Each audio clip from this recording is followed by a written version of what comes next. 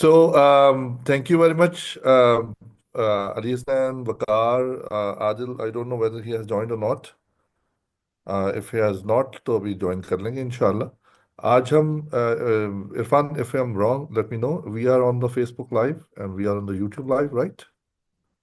जी, जैसे ये हमारे मेंबर्स पूरे हो जाएंगे we will live. Okay, right. So you are ठीक है, कॉशियस हो, ठीक है। सही। बहुत बहुत रेलेवेंट टॉपिक जो आजकल हम हर जगह पे सुन रहे हैं, and it is very important कि इसके ऊपर डिस्कशन हो। जब आया तो हमारी डिस्कशन बहुत सारे लोगों की स्टार्ट होगी, बट वो जो डिस्कशन थी वो डिस्कशन के तौर पे ही रह गई। बहुत ज़्यादा जो है वो उसको हर जिसको हम मकतब फ़िक्र कहते हैं, जो लोग सोचते हैं, सोचने की सलाहियत रखते हैं, सोचने की सलाहियत तो खैर सारे ही रखते हैं, लेकिन हर एक ने अपना अपना जितना जितना सोच सकते हैं उतना उतना सोचने की कोशिश की। चाहे वो एकेडमिक से ताल्लुक़ रखते थे, चाहे वो सिविल सोसाइटी से थे, चाहे वो गवर्नमेंट सर्वेंट से थे, चाहे पॉलिसी मेकर से, whatever they are and wherever they are sitting, चाहे वो पाकिस्तान में थे, पाकिस्तान से बाहर से। तो मेरी भी पहली जो एक डिस्कशन लगी वो एक नस्ट के प्रोफेसर साहब से लगी। सुबह सुबह 6:30 बजे मुझे उन्होंने मैसेज कर दिया, and we were talking on the formula of that, कि यार इन्होंने कीता की है। ये फार्मूला जो इन्होंने दिया है वो एक एब्सर्ड सा फार्मूला है, which I have discussed with Waqar and Adil. बड़ा एब्सर्ड सा फार्मूला है, जिसको हम कह रहे हैं कि जी ये टैरिफ का फार्मूला नहीं, लेकिन वो रेसिप्रोकल टैरिफ के तौर पे इस्तेमाल होता है लिटरेचर के अंदर। So Trump's trade shock, is it a wake up call for Pakistan? Is it a wake up call for a world? Is it a wake up call for for China? China ने ऐसे लग रहा है जैसे बड़ी पहले पूरी planning श्लानिंग कर चुका हुआ था। आसियान के साथ अपनी जो है वो स्विफ्ट से हट के 38% अपनी ट्रांजेक्शन भी शुरू हो गई। ठीक है, they are well ahead of us, कि किसी वक्त भी हमारे साथ हो सकता है। They are not buying their tactics कि जी अब ये हो जाएगा वो हो जाएगा। So we will start with with Ali Hasnain, doctor Ali Hasnain, who is from LUMS. Vakar Vadhu, Dr. Vakar Vadhu is from Lahore School of Economics, and Dr. Adil Nakhuda is from Institute of Business Administration. तीनों economist हैं।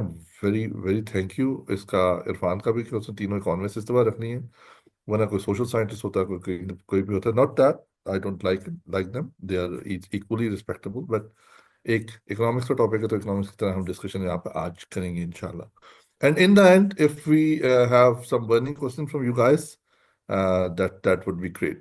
So, as I mentioned earlier to all three, four of you, कि हम पहले एक generic question फेंकेंगे इसी topic के ऊपर। Is it a wake up call for Pakistan? Is it a wake up call for the neighbouring countries? Region के अंदर कैसे इफेक्ट कर सकता है?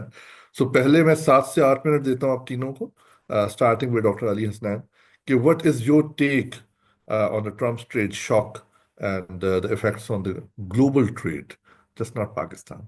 Over to you Ali. जी बिस्मिल्लाहिर्रहमानिर्रहीम। अली आपका और इरफान, खास तौर पे आपका बहुत शुक्रिया कि आपने इसको इस जो महफिल को ऑर्गेनाइज किया। मेरे नज़दीक ये अल्लाह करे कि ये हमारे लिए वेकअप कॉल हो। मैंने आज तक नहीं देखा कि पाकिस्तान को कोई वेकअप कॉल मिली हो जिसके अंदर हम जागे हों। तो हम सो ही रहे हैं अनफॉर्चुनेटली, और अल्लाह करे।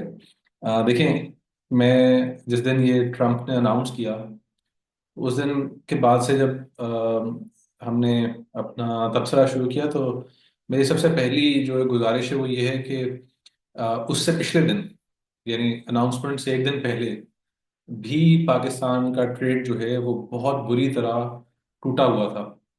हमने उसके अंदर एक मुसलसल बिगाड़ का एलिमेंट जो है वो हमने रखा हुआ था, कुछ सालों से नहीं, कुछ महीनों से नहीं, कई दहाइयों से। वो जो कि हमारी डेटा के अंदर बहुत क्लियरली खराबियां हैं, और हमने उसको निगलेक्ट किया है।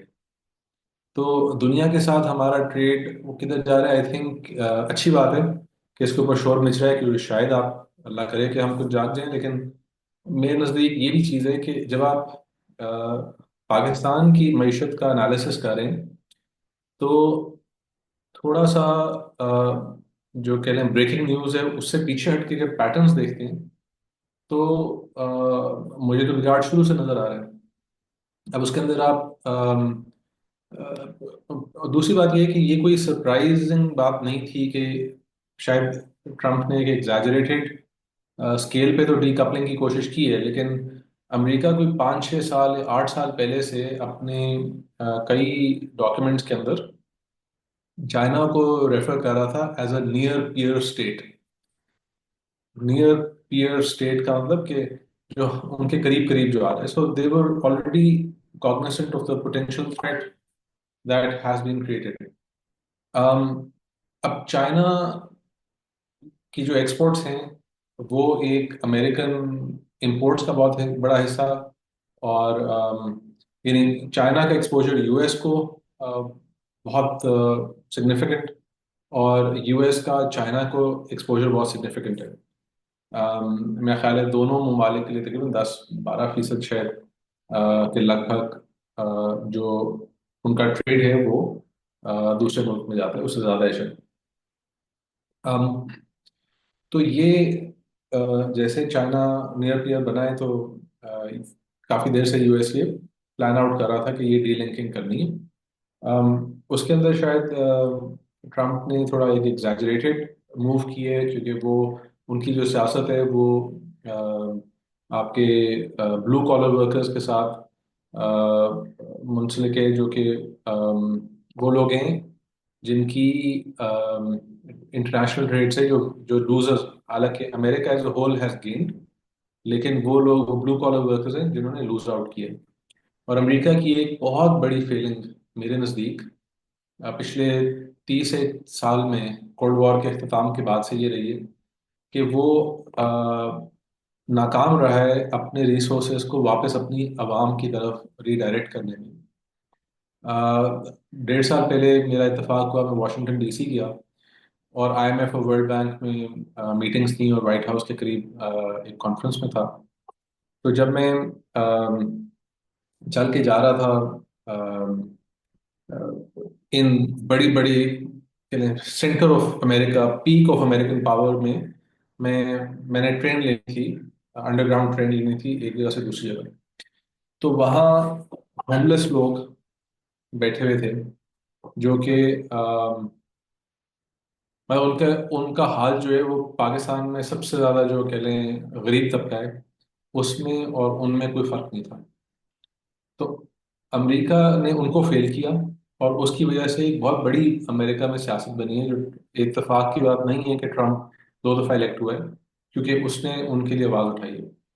तो अब हमारे पास एक ये मोमेंट आना था।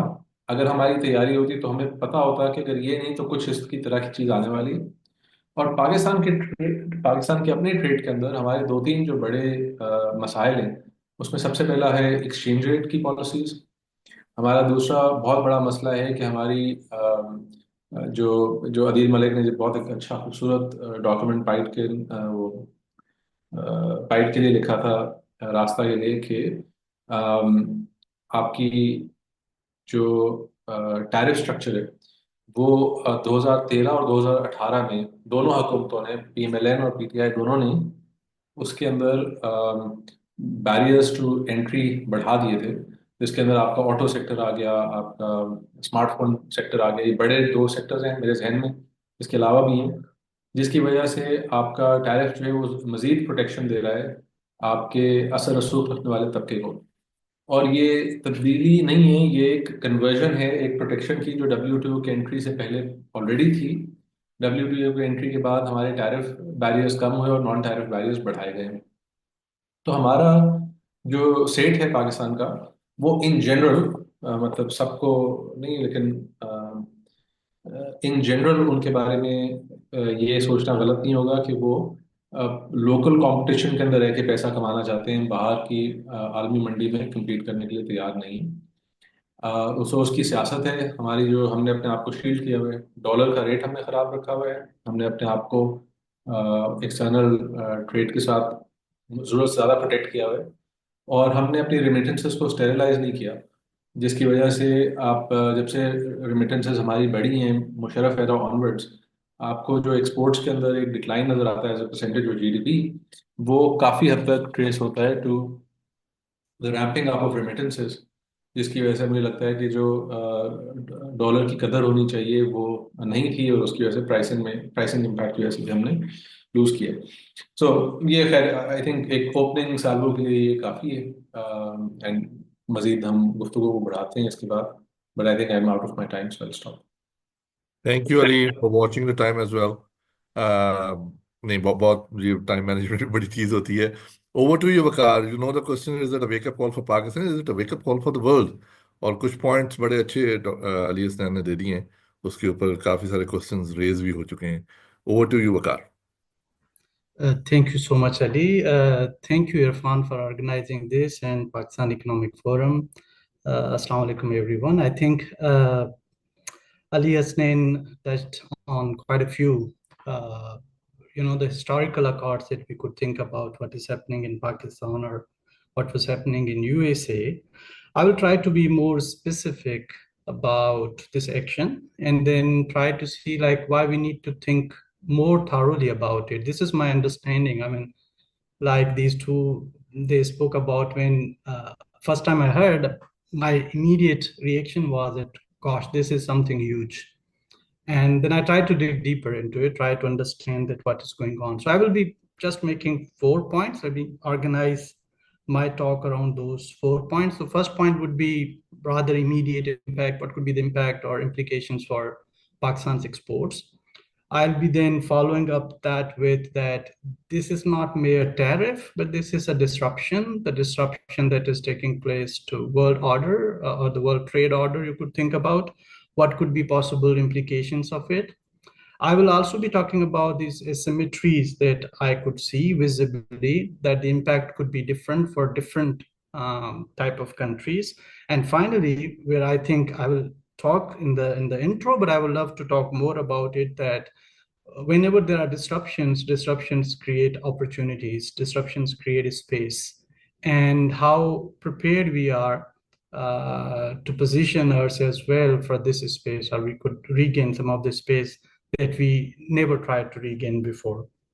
So starting with impact on exports, I mean, one is straight away, there are some estimates coming from some research think tanks suggesting us that, okay, let's look at that, what will happen to Pakistan's exports to USA, and it's pretty straightforward. You look at the price elasticity of demand, and then estimates are maybe like a $500 million to $1.2 billion loss, which is a direct. But I call that as a partial equilibrium because you're keeping everything else constant, like what was the status quo previously, but the status quo is no longer previously like it used to be. Two things have already happened. For example, 10% rate is already imposed, and a huge uncertainty in the trade regime that is created. So even if the the tariff rates that are proposed are not implemented, but that uncertainty is still there. So what I see, what are the possible channels that could generate more adverse effects? So of course, one channel is, when we think about, is that when you're imposing tariffs across product range and across countries, then there is going to be income shock for your country. So I do see a negative income shock happening in USA that I expect will reduce demand, overall demand in US market, which should have additional impact on, our exports there and their import demand from Pakistan. And since Pakistan often, if you look at the basket that we export there, it's more like clothing and apparel sector, which is normally more responsive to such shocks. So I do see some, let's say, additional impact coming through that. The second thing that I see also is that, tariffs are not same for all countries.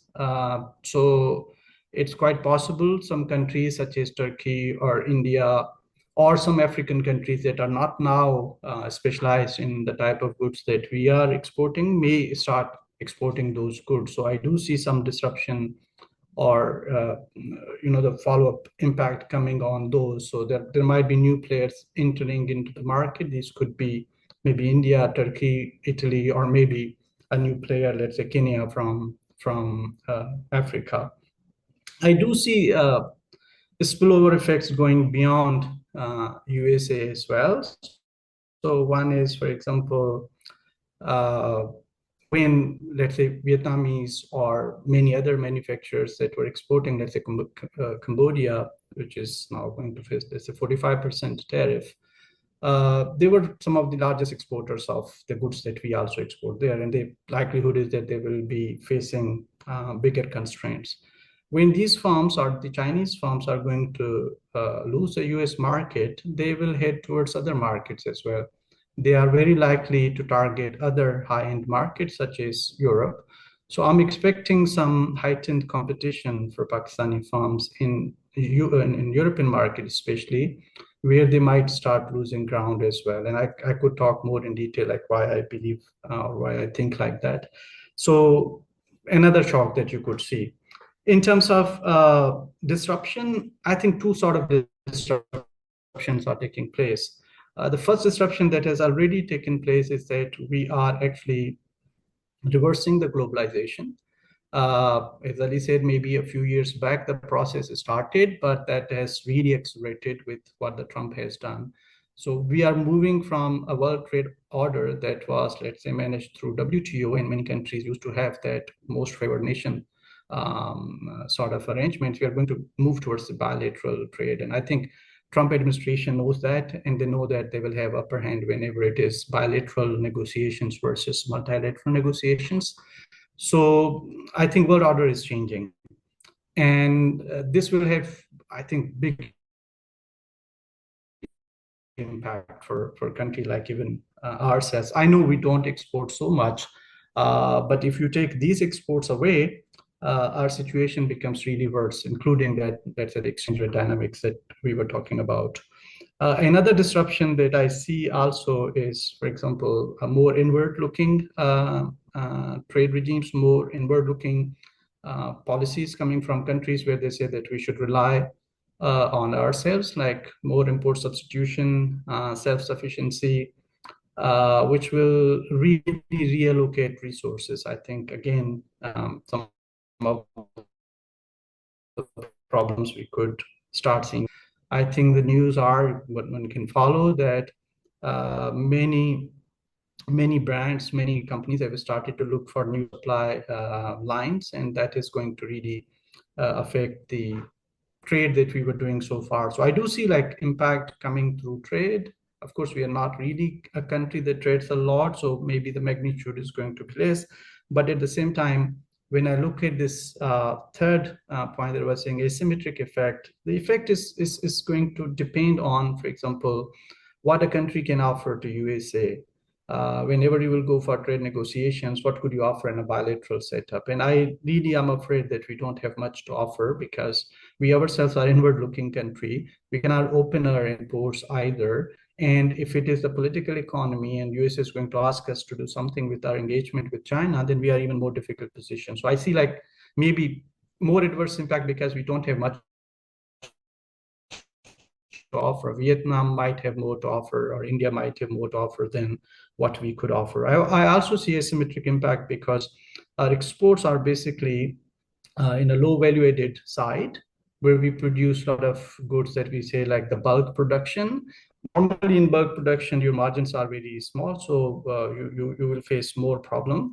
But normally these sort of investments are very easy to shift from one country to another. So just to cut it short, I know I'm just left with 1 minute, is that countries that are specialized in low value added goods and countries that are low income countries are going to face more severe problem, because investment or the capital is very easy to move out of these countries, and there will be very few options, for example, for high-end electronics market, for example. You don't have many options where it could move.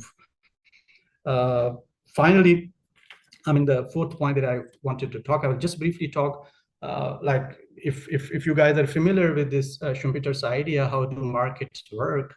And in market, there is always evolutionary process. And in evolutionary process, these Trump's actions are creating huge disruptions, at the same time creating huge space. And I think where we need to focus most, we haven't, from the reaction that we have seen, we haven't focused that much, but it seems like we need to really focus on industrial policies to how regain space, or how to gain at least space in this new world order, which is going to shape place over the years, let's say for next 5 to 10 years or 20 years from now. And opportunities are so many because disrupted, and if countries are going to retaliate, then even the services sector, be it IT or media or any services sector you can think about, is going to be affected. So Ali, Kamal, I stop here. I think I am close to time, and I can Thank you, Tabaka. You are dot on time, and thank you very much for maintaining that time. So, same question, Adil. Is it a wake-up call for Pakistan? What do you think? I know you're more talking about the textile sector. So, over to you. Yeah, focus well on the textile sector, but yeah. Okay, so thank you, Ali, and thank you, PF, for inviting me and talk here.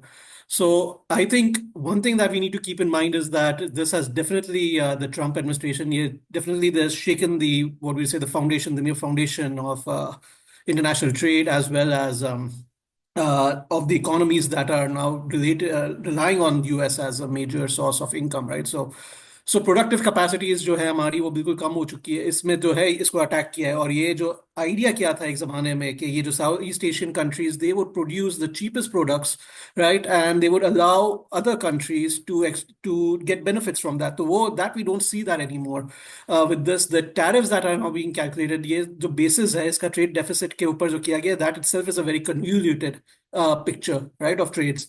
तो देखा जाता है कि these countries that have they basically have high levels of productivity, infrastructure that supports export growth, they were basically ones that were highly penalized. Southeast Asian economies such as Cambodia, Vietnam, Laos, that have developed this export sector in the last 10 years, that have become outward looking, and they've suddenly been penalized and been told that they can't export anymore, right, with this. तो आप basically देखें तो पाकिस्तान के ऊपर भी क्या है, एक ट्रेड सरप्लस हमारा $3.3 billion का, which is not that big as what Vietnam has of $130 billion. But we export about $5.5 billion to the US. And then if you look at this formula, they basically say that we are basically getting 29% additional tariffs is there.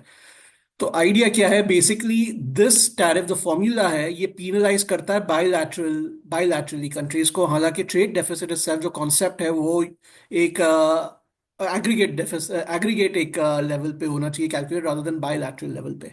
तो that itself is a bit of a controversy in this sense कि ये जो bilaterally जो किया गया है उससे वजह से countries are having problems. But of these countries that he has imposed tariffs on, they don't have the products, उनके पास goods नहीं है to produce and to buy from the US। उनके पास वो demand नहीं है buy, उनके जो consumers है they don't have the demand to buy from the US market।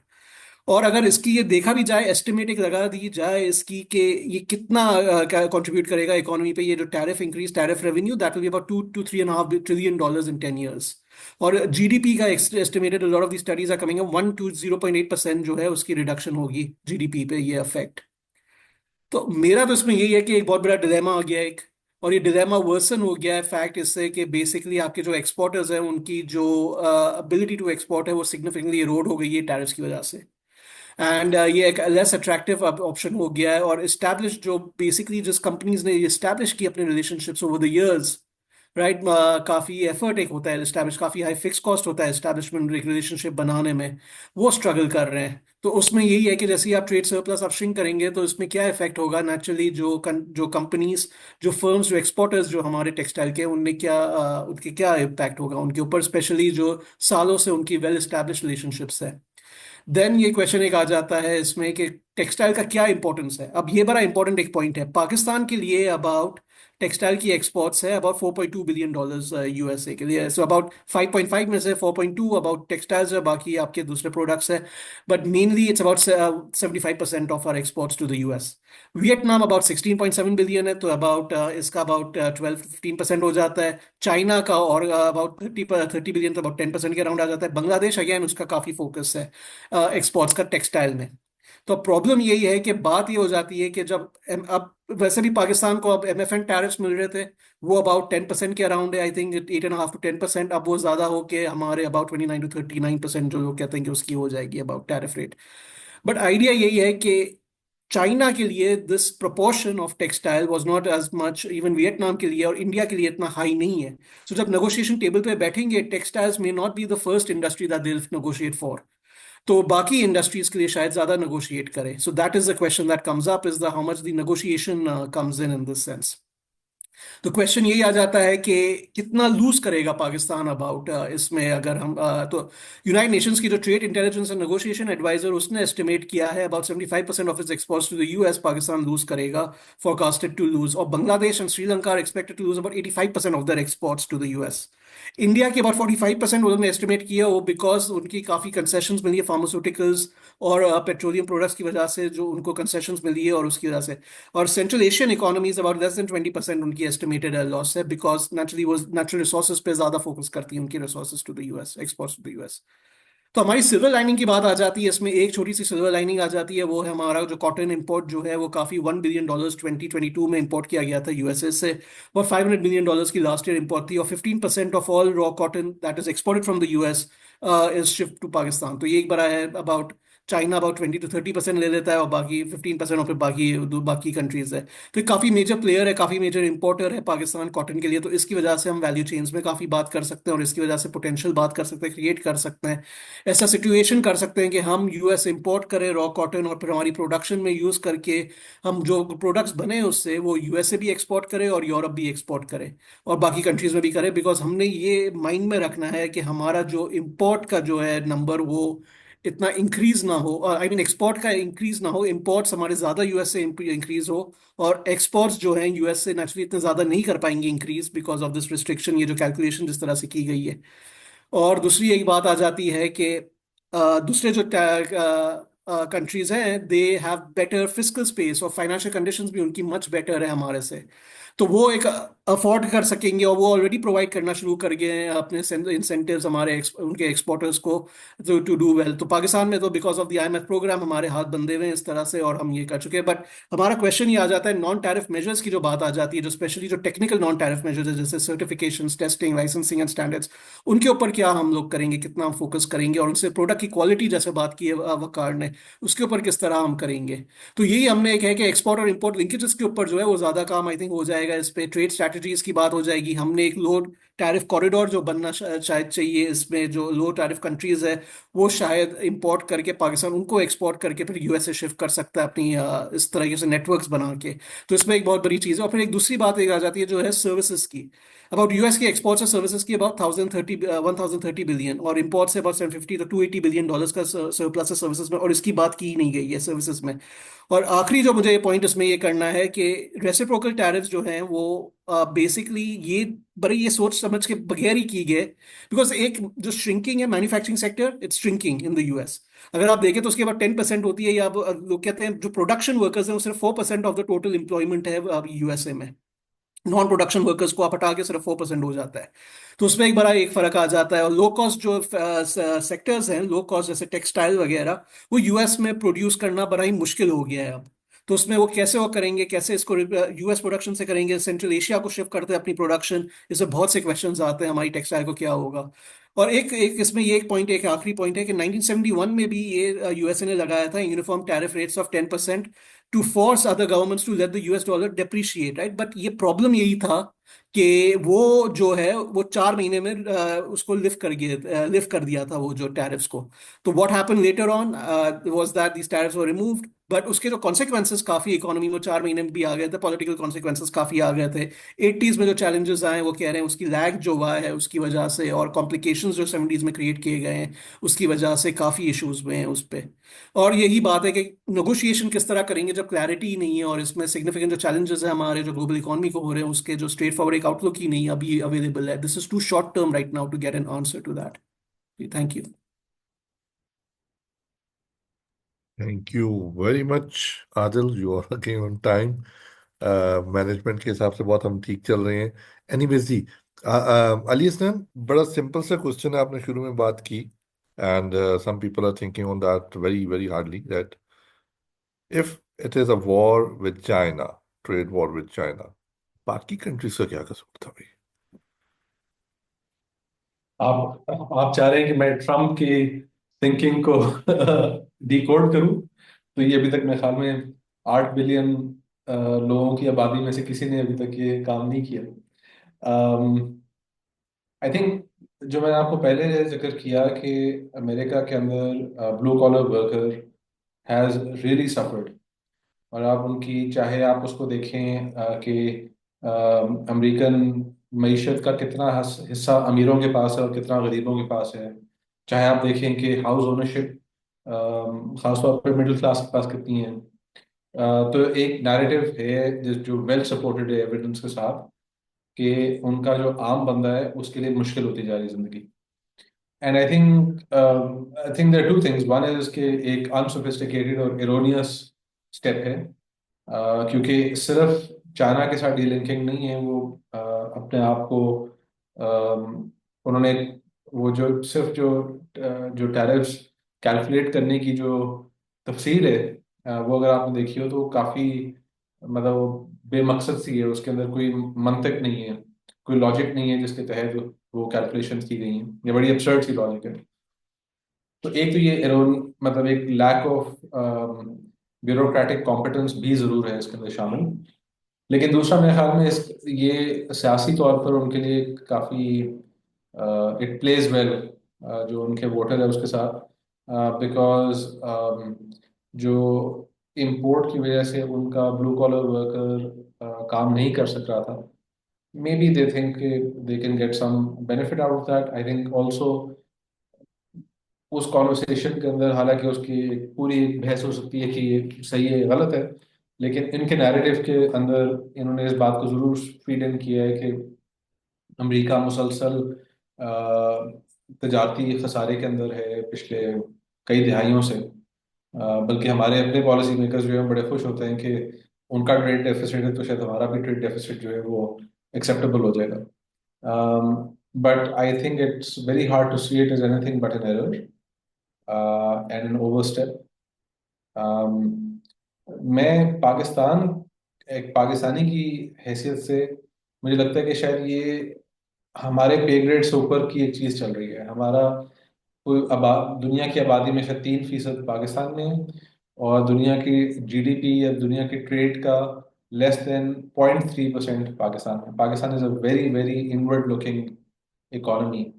और जो हमारे मसाइल हमने ठीक करने, पाकिस्तान का एक्सपोजर दुनिया में क्या हो रहा है उसके ऊपर पाकिस्तान का एक्सपोजर पर्टिकुलर सेक्टर्स का तो है, लेकिन मेरे नज़र में बहुत ज़्यादा अहम है कि हम अपना जो बिगाड़ है जो पिछले 40-50 साल से कंसिस्टेंटली हमने अपने आप को बिगाड़ा हुआ है, उसको ठीक करने के ऊपर तवज्जो ज़्यादा अहम है। और ये जो अभी दुनिया के अंदर एक रिकन्फिगरेशन हो रही है, इसका शायद impact in the short run at least, even in the medium term, शायद इतना इम्पोर्टेंट नहीं है जितना अपने हाउस इन ऑर्डर करना ज़्यादा ज़रूरी है। बिल्कुल ठीक है Ali, well well said. I think we have SIS शिया socio economic impact. I think Nadeem sahab is here. Sir अगर आपको कमेंट करना चाहें। नहीं यार, मैं सुन रहा हूँ, बिल्कुल बताइए। ओके सर, ठीक है। ओके ओके, सब चीजें आपके नजर से भी गुजरी होंगी, बट यू थिंक बहुत ज्यादा कैलकुलेटेड कैलकुलेटेड चीज चल रही है। If you have read the articles जो फैक्ट शीट में भी हैं कि हमारे यहाँ से 500 बिलियन बच जाएगा, यहाँ से 300 बिलियन बच जाएगा, यहाँ पे इतने बिलियन बच जाएगा, सो ओवरऑल हम 3.13 ट्रिलियन जो है वो बचा लेंगे। एक एक मफरूजों के तौर के ऊपर जो है, जैसे हम भी डेट मैनेजमेंट के ऊपर बात करते हैं पाकिस्तान के अंदर, तो हम कहते हैं यहाँ से 155 मिलियन आ जाएगा, यहाँ से 255 मिलियन आ जाएगा, यहाँ पे 200 मिलियन आ जाएगा, इससे हम और मांग लेंगे, फिर हम चाइना से कह देंगे। तो उसी किस्म की मुझे कोई गेम यहाँ पे भी लग रही है कि जी, तो क्या उनकी भी ब्यूरोक्रेसी हमारी तरह ही वर्कआउट करती? नहीं, मेरा नहीं ख्याल। मैं बल्कि वो अली हसनैन से भी थोड़ा सा डिसएग्री करूंगा इसमें। तो दो तीन अप्रोचेस आप देख सकते हैं। I mean, if you look eight 10% जो यूनिवर्सल उन्होंने टैरिफ लगाया है, मेरी अंडरस्टैंडिंग ये है कि they are going to finance the tax cut that they are going to introduce. And Trump was, planning to implement those. So maybe some budgetary surplus kind of a thing, this 10% is going to be there. So मेरे ख्याल में वो तो जाएगा. Second, I think it is still pretty much China centric. But when you are China centric, it's not just you directly hit China. but you could also indirectly hit China, which I see is very likely in this situation as well. So one is, of course, they are bilaterally dealing with China, जो उनके ऊपर उन्होंने tariff लगाया है. But think like if country like Pakistan bilaterally goes and sits on the, the talks with USA, are they only going to talk about कि आप हमारे imports कैसे बढ़ाएंगे पाकिस्तान में, and knowing that it's not really a significant, like, it's nothing as compared to their total exports that are there. So मेरे ख्याल में they are going to play that as well. So I just foresee. So this is my understanding. So I do foresee that most of the bilateral negotiations that you offer to us and what you don't offer to China, kind of a thing.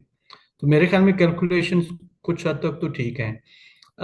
Would they go with the final type of tariff rates that they've come? This is crazy, as I think Adil said, Ali said, all of us, when you look at the formula, this is crazy. You're looking at the bilateral trade deficit and then calculating, let's say, a tariff rate out of it. I recall even a tweet of the author of that paper was saying that if they were using the right elasticity, so far every country, this should have been the 1/4 of the tariff rate that they have imposed. But even having said that, so what I think what the USA is trying to gain is primarily try to cover that structural shift that has taken place, which in economics we used to teach that it is very natural that you go from agriculture to manufacturing and from manufacturing to services. And we used to teach this based on how the Western countries have done, primarily USA. So they are thinking maybe some reward from there, even if not the low cost, such as textile and other factories, they reappear in USA. Maybe some others that were going to East Asian countries are going to China, are going to Europe. Maybe they come back to USA. तो थोड़ा सा वो उनको मेरे ख्याल में advantage मिल जाएगा. Base tariff तो it will give them a boost in terms of जो tax cut वो most probably they are going to bring in. Baki, it's not about, let's say, really getting those, the way Trump says, like getting these many trillions in the taxes. Right. Thank you. Bakar. Adil, in your first talk, initial talk, you have said some numbers: 85%, 75% India, 75% Pakistan, 85% Bangladesh. Right now, अगर मैं देखूं figures को, तो जो मैंने कुछ दिन पहले देखी थी, 283 billion is exports of India to US, I think. 16 billion करीब बांग्लादेश की है. हमारा तो हालिया डायनामिक का 0.3% शेयर है पूरी दुनिया में, शायद इससे भी कम हो in the global trade.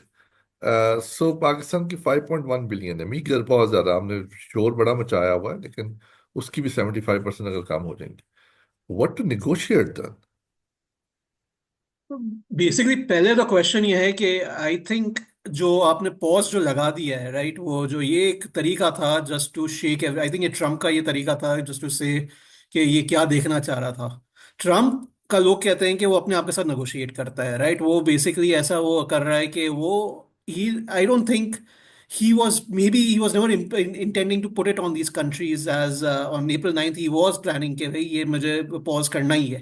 जब उसने बॉन्ड मार्केट में हालत देखी है तो पॉज करना ही है. तो अब ये लार्ज नंबर्स कैसे आ रही हैं? आई थिंक ये इलास्टिसिटीज के थ्रू आ रहे हैं. जो हमारा जो प्रोडक्ट्स है वो काफी हाईली इलास्टिक है, तो उसमें ये कह रहे हैं कि अगर सडन शॉक ही आता है, ये बेसिकली उसमें लेके जो ट्रम्प की जो बेसिकली कैलकुलेशन है, तो उसकी कैलकुलेशन जो इलास्टिक की गई है, उससे यूनाइटेड नेशंस की ये रिपोर्ट से है कि ये अब 75% हमारी गिर जाएगी, जो बिल्कुल आपके उसके ऊपर है, बिल्कुल ही डिपेंडेंट है टेक्सटाइल पे.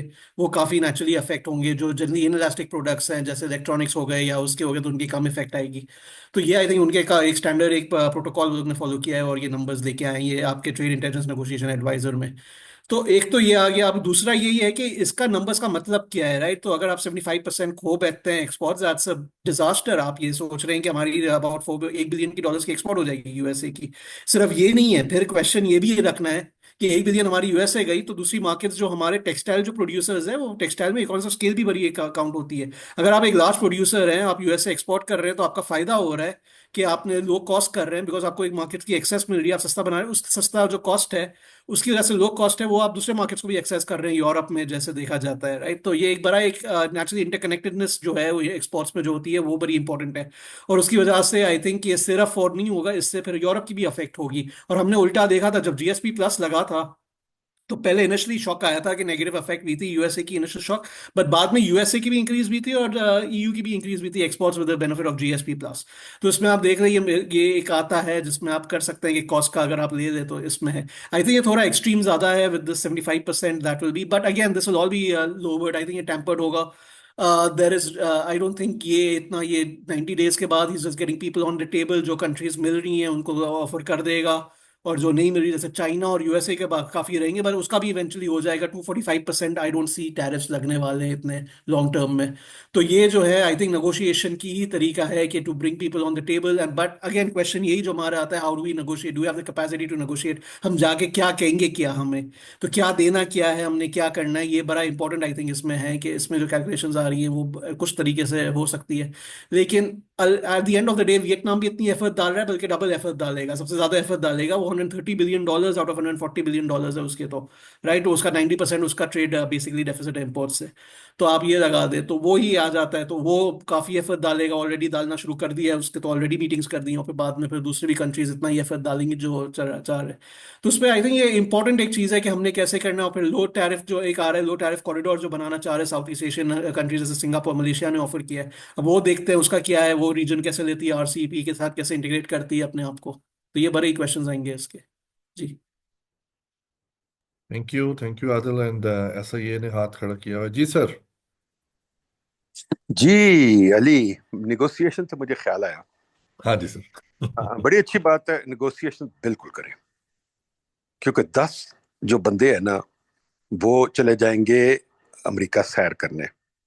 मेरे ख्याल अली आपका भी शायद मौका आ जाए, सैर कराएं जाके वहां। तो इंशाल्लाह। जैसे अली हसनैन ने कहा, बड़ी अच्छी बात है। हमारा वर्ल्ड ट्रेड में कोई वैल्यू जीरो है। हमें अगर वहां जाएंगे, ट्रंप ने क्या मिलना, हमें असिस्टेंट सेक्रेटरी भी नहीं मिलेगा। 10 बंदे सहने करके आ जाएंगे। वाशिंगटन में कई दफा खुद भी गया हूँ, कोई नहीं मिलता, कोई बात नहीं करता। तो नेगोशिएशन के लिए खुदा के वास्ते कौम का सरमाया बचा लो, मतलब टैक्स एक्सपेंडिचर बचा लो, टैक्स ना ज़ाया करो। और दूसरी चीज़ ये कि हमने उनको ऑफर क्या करना है, हमारे पास कुछ ऑफर करने को नहीं है। और तीसरी चीज़, आदिल साहब मैंने एप्टमा से भी चेक किया है, वो कहते हैं इतना को खास हमें नुकसान नहीं होगा, ये टैरिफ से कोई फर्क नहीं पड़ेगा हमें। बात यह है जी कि हमें अपने टैरिफ खुद लोअर करने हैं, अपने लिए करें कुछ, बजाय इसके कि बार बार हम बाहर देखते हैं। हम लोग सारा वक्त बाहर देखते रहते, अपने लिए हमें यह करना है, हम अपने टैरिफ्स गिराएं और हम अपनी थोड़ी सी इंडस्ट्रीज को मरने दें, क्योंकि जब तक कोई मरता नहीं तो आगे पैदा भी कोई नहीं होता। Thank you. And people are gearing आपके लिए किसी तरह कुछ मिलेगा, अमेरिका का टूर लगेगा, तब मजा आएगा। डॉलर शॉलर कुछ कमा के भी ले जाएंगे, कुछ जो कमाए वो खर्च करने का मौका भी मिलेगा। यही क्वेश्चन मेरा अली हसनैन आपसे भी था, जो सर ने हल्की सी इशारा दे दिया। निगोशिएट करना क्या है यार? किसने बताना है कि क्या निगोशिएट करना है? सरकार को किस साइड पे हम लेके जाएंगे? क्या चांसेस हैं हमारे? अगर आदिल वाली बात ठीक है, 85% of the export market India, अगर 85% ऑफ द एक्सपोर्ट मार्केट या 70% of the export market lose कर देता है, मर जाएगा इंडिया। 280 बिलियन की मार्केट है उनकी यूएस के अंदर। तो इतना बड़ा हमें स्कोप मिल रहा है उनकी प्रोडक्ट हथियाने का, और हमारे comparative advantage is very similar, very very similar. और चाइना का तो ट्रेड वॉर करके बेड़ा कर करना ही चाह रहे हैं। What to negotiate? देखें, एक तो जिस तरह शुरू में मेरे ख्याल में वकार ने कहा या आदिल में से किसी एक ने कहा कि अभी जो सिचुएशन है वो इतनी डिस्ट्रक्टेड है। चाइना ने बहुत ज़्यादा अभी तक रिएक्ट नहीं किया जितना वो कर सकता है। वो भी ये कर सकता है कि अगर दूसरे मुल्क जो है, फॉर एग्जांपल अमेरिकन, एक पॉलिसी की रिएक्शन में, जिस तरह आजकल एक बहुत बात ये की जा रही है कि अमेरिका के कोई प्रेफरेंशियल अपनी मार्केट्स खोलें अमेरिका के लिए, तो China can very much roll up and ask for the same things और आस्क फॉर सिमिलर कंसेशन। लोग कह सकते हैं कि हमें मैच करें या हमें प्रेफरेंशियल वो दें। और अगर आप दुनिया में इंटरनेशनल ट्रेड पैटर्न्स देखें, तो पिछले मेरे ख्याल में 10-15 साल में the majority of the world's countries have gone from having America as the predominant trade partner to having China as the predominant trade partner. अभी तक तो चाइना ने कोई हार्ड बॉल खेलना शुरू नहीं किया। मेरे लिए, जो कि नदीम साहब ने भी कहा और मैं भी पहले भी कह चुका हूँ, फिर दोहराऊंगा कि back to the basics Pakistan के लिए बहुत अहम है। मतलब हमारी ट्रेड पॉलिसी, अभी हम महीना पहले इस ट्रम्प के इस नए मसले खड़े करने से महीना पहले, तब भी हम ट्रेड पॉलिसी को रोते थे कि आपने एक्सचेंज रेट ठीक नहीं रखा हुआ, आज से नहीं, पिछले अयूब के ज़माने से एक्सचेंज रेट आपका ख़राब है। आपका बैलेंस ऑफ पेमेंट क्राइसिस कितने, आप every 3 years on average since 58 we go to the IMF, right. आप फिस्कल डेफिसिट करके रखते हैं, which ties into your trade deficit. Tariffs आपने, अपने प्रोटेक्शनिज्म आपने दी हुई है। So as I said in my opening statement, जब जो मसले आपके ट्रम्प के नई पॉलिसी से एक दिन पहले थे, वो आपके ऊपर अप्लाई करते हैं। आपको जरूरत नहीं है, और वो एग्जैक्टली नदीम साहब ने बिल्कुल in his usual blunt style ही सेड कि आप जाएंगे तो आप what you taking to them, what is on your side of the negotiation table.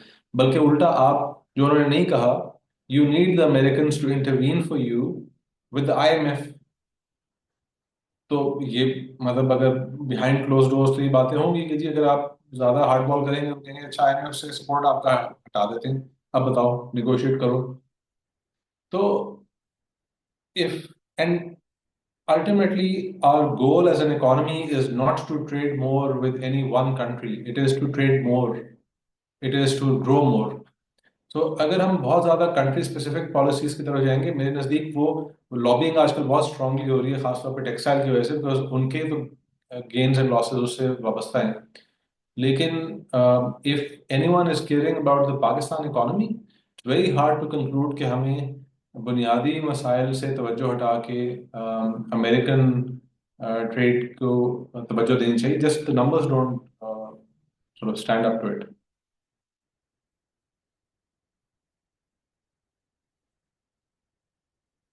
अच्छा, Ali है, is Ali still there? So I think we don't see Ali. Maybe I can continue having a couple Right. of points on what you guys were saying. I think where we see all of us agree is that, we don't have much to offer to USA. And I would also suggest that we should not even think of going and visiting, apart from, as Nadim said, maybe buying some clothes and having vacation is something else. But otherwise, we don't have much to offer.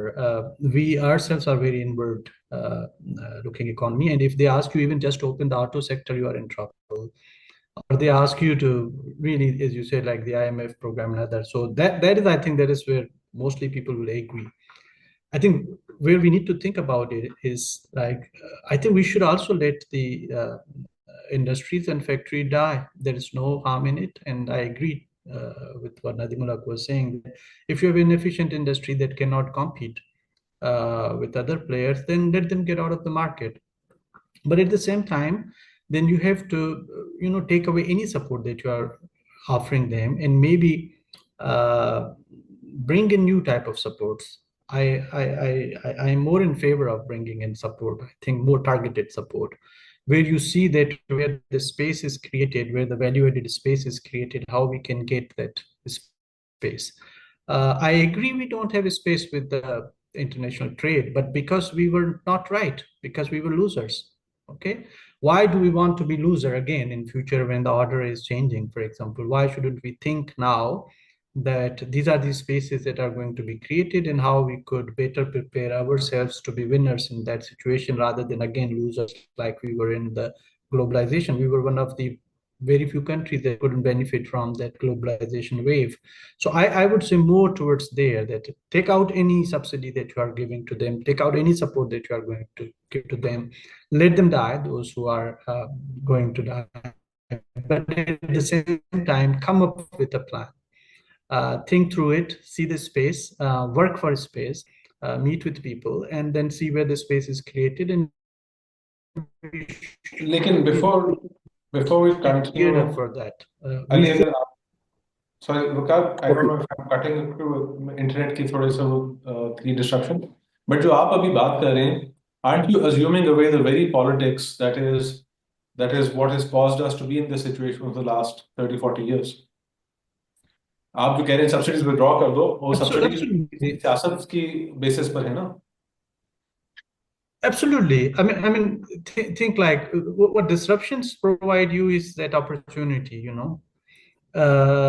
And I think that that's where we have to raise voices, and this is what I'm trying to do is, okay, so I can assume, like, if I have all those assumptions, you're absolutely right. Like, if I look at how we run the economy, how we run the exchange rate, these are the biggest problem that we are having. I don't see them changing that quickly either. But when there is a window of opportunity, why I shouldn't avail that window of opportunity and start doing things from here? And I think disruptions do create sometimes when you're squeezed like this, you might try to think differently. And I think we should be more proactive in asking government to think differently. Don't send your delegation, don't save these industries if they are dying, but let's see, like, if the value-added sector is created, or if the higher end, more complex goods sector is created, then how are you going to benefit?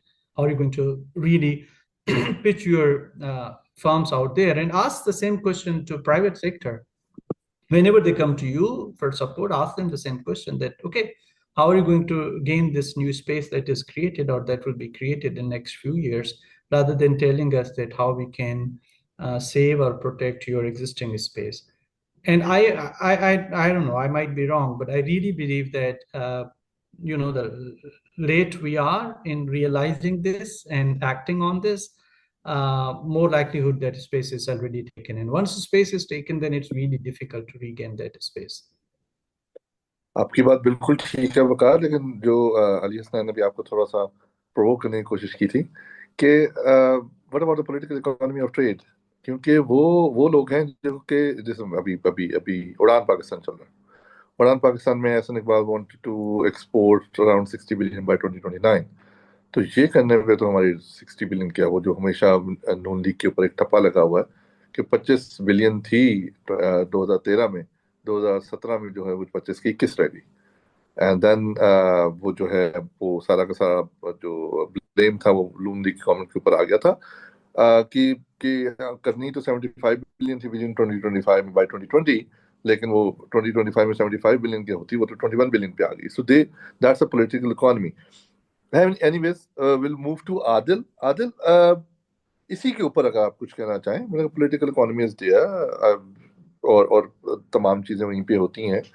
Even Karachi which is hub of exports, वहां पे private sector बैठा हुआ है. Private sector बहुत कभी कभी openly चलता है, but they want incentive structure मिले तो हम करेंगे. इवन द टेक्सटाइल फैब्रिक को जो है, जो हम हमारे जो यान वगैरह जो धागा हम बेचने की कोशिश करते हैं, 25% उस पर ड्यूटी लगाई हुई है. हालांकि वो 25% ड्यूटी भी हटा दें तो फिर भी हम कंपेटिटिव हैं वर्ल्ड मार्केट के, और नेगोशिएशंस के लिए. तो these kind of negotiation exist in the market which we can negotiate with any country. तो अगर हम थोड़ा अमेरिका से बाहर आके देखें तो क्या हम कहीं किसी और मार्केट को कैप्चर कर सकते हैं? देखिए, पहले पॉलिटिकल इकोनॉमी की एक बात कर लेते हैं. ये जो हम लोग जो सब्सिडीज, आई थिंक राइटफुली यहाँ पॉइंट आउट किया है कि प्रॉब्लम यही है कि सब्सिडीज ने हमने क्या ग्रो करने दिया है कि नहीं. मेरा तो आंसर है कि ये सब्सिडीज ही शायद हमें रोकती हो ग्रो करने से, जो हमने देते हैं. एक हैंड आउट है, एक सिंपल बात है कि वो एक्चुअली मार्जिन, टेक्सटाइल जैसी इंडस्ट्री में आपने सब्सिडियां दी हुई हैं, और वो भी ऐसी जो आपने चंद बिजनेसेस को मिलती हैं. आई डोंट थिंक एसएमईज को मिलती हैं ये, और वो ही मिलती है मार्जिन पे. अगर वो बेसिकली अपना थोड़ा सा उससे थोड़ा प्राइस कम कर लेते हैं, उससे जाके उनको जो एनर्जी या जिसके भी कॉस्ट एडवांटेज जो आपको कह रहे हैं, जो दूसरे जो चीज़ें नहीं मिलती, जो उसको गवर्नमेंट से सपोर्ट नहीं मिलती दूसरी तरह से, जैसे इंफ्रास्ट्रक्चर या उस तरह से जो मिलनी चाहिए, वो जो नहीं मिलती, तो उस तरह से सब्सिडीज एक मार्जिन की तरह है कि उसके इतना नुकसान हुआ तो आप काम हम दे देते हैं, आप ये जाके कर लें फोर्सफुली. अब उससे नेचुरली उसको मार्केट वो डेवलप भी नहीं करेगा, ना ही वो कुछ वो प्रोडक्ट भी नहीं डेवलप करेगा. वो क्यों करेगा, वो क्यों रिस्क लेगा?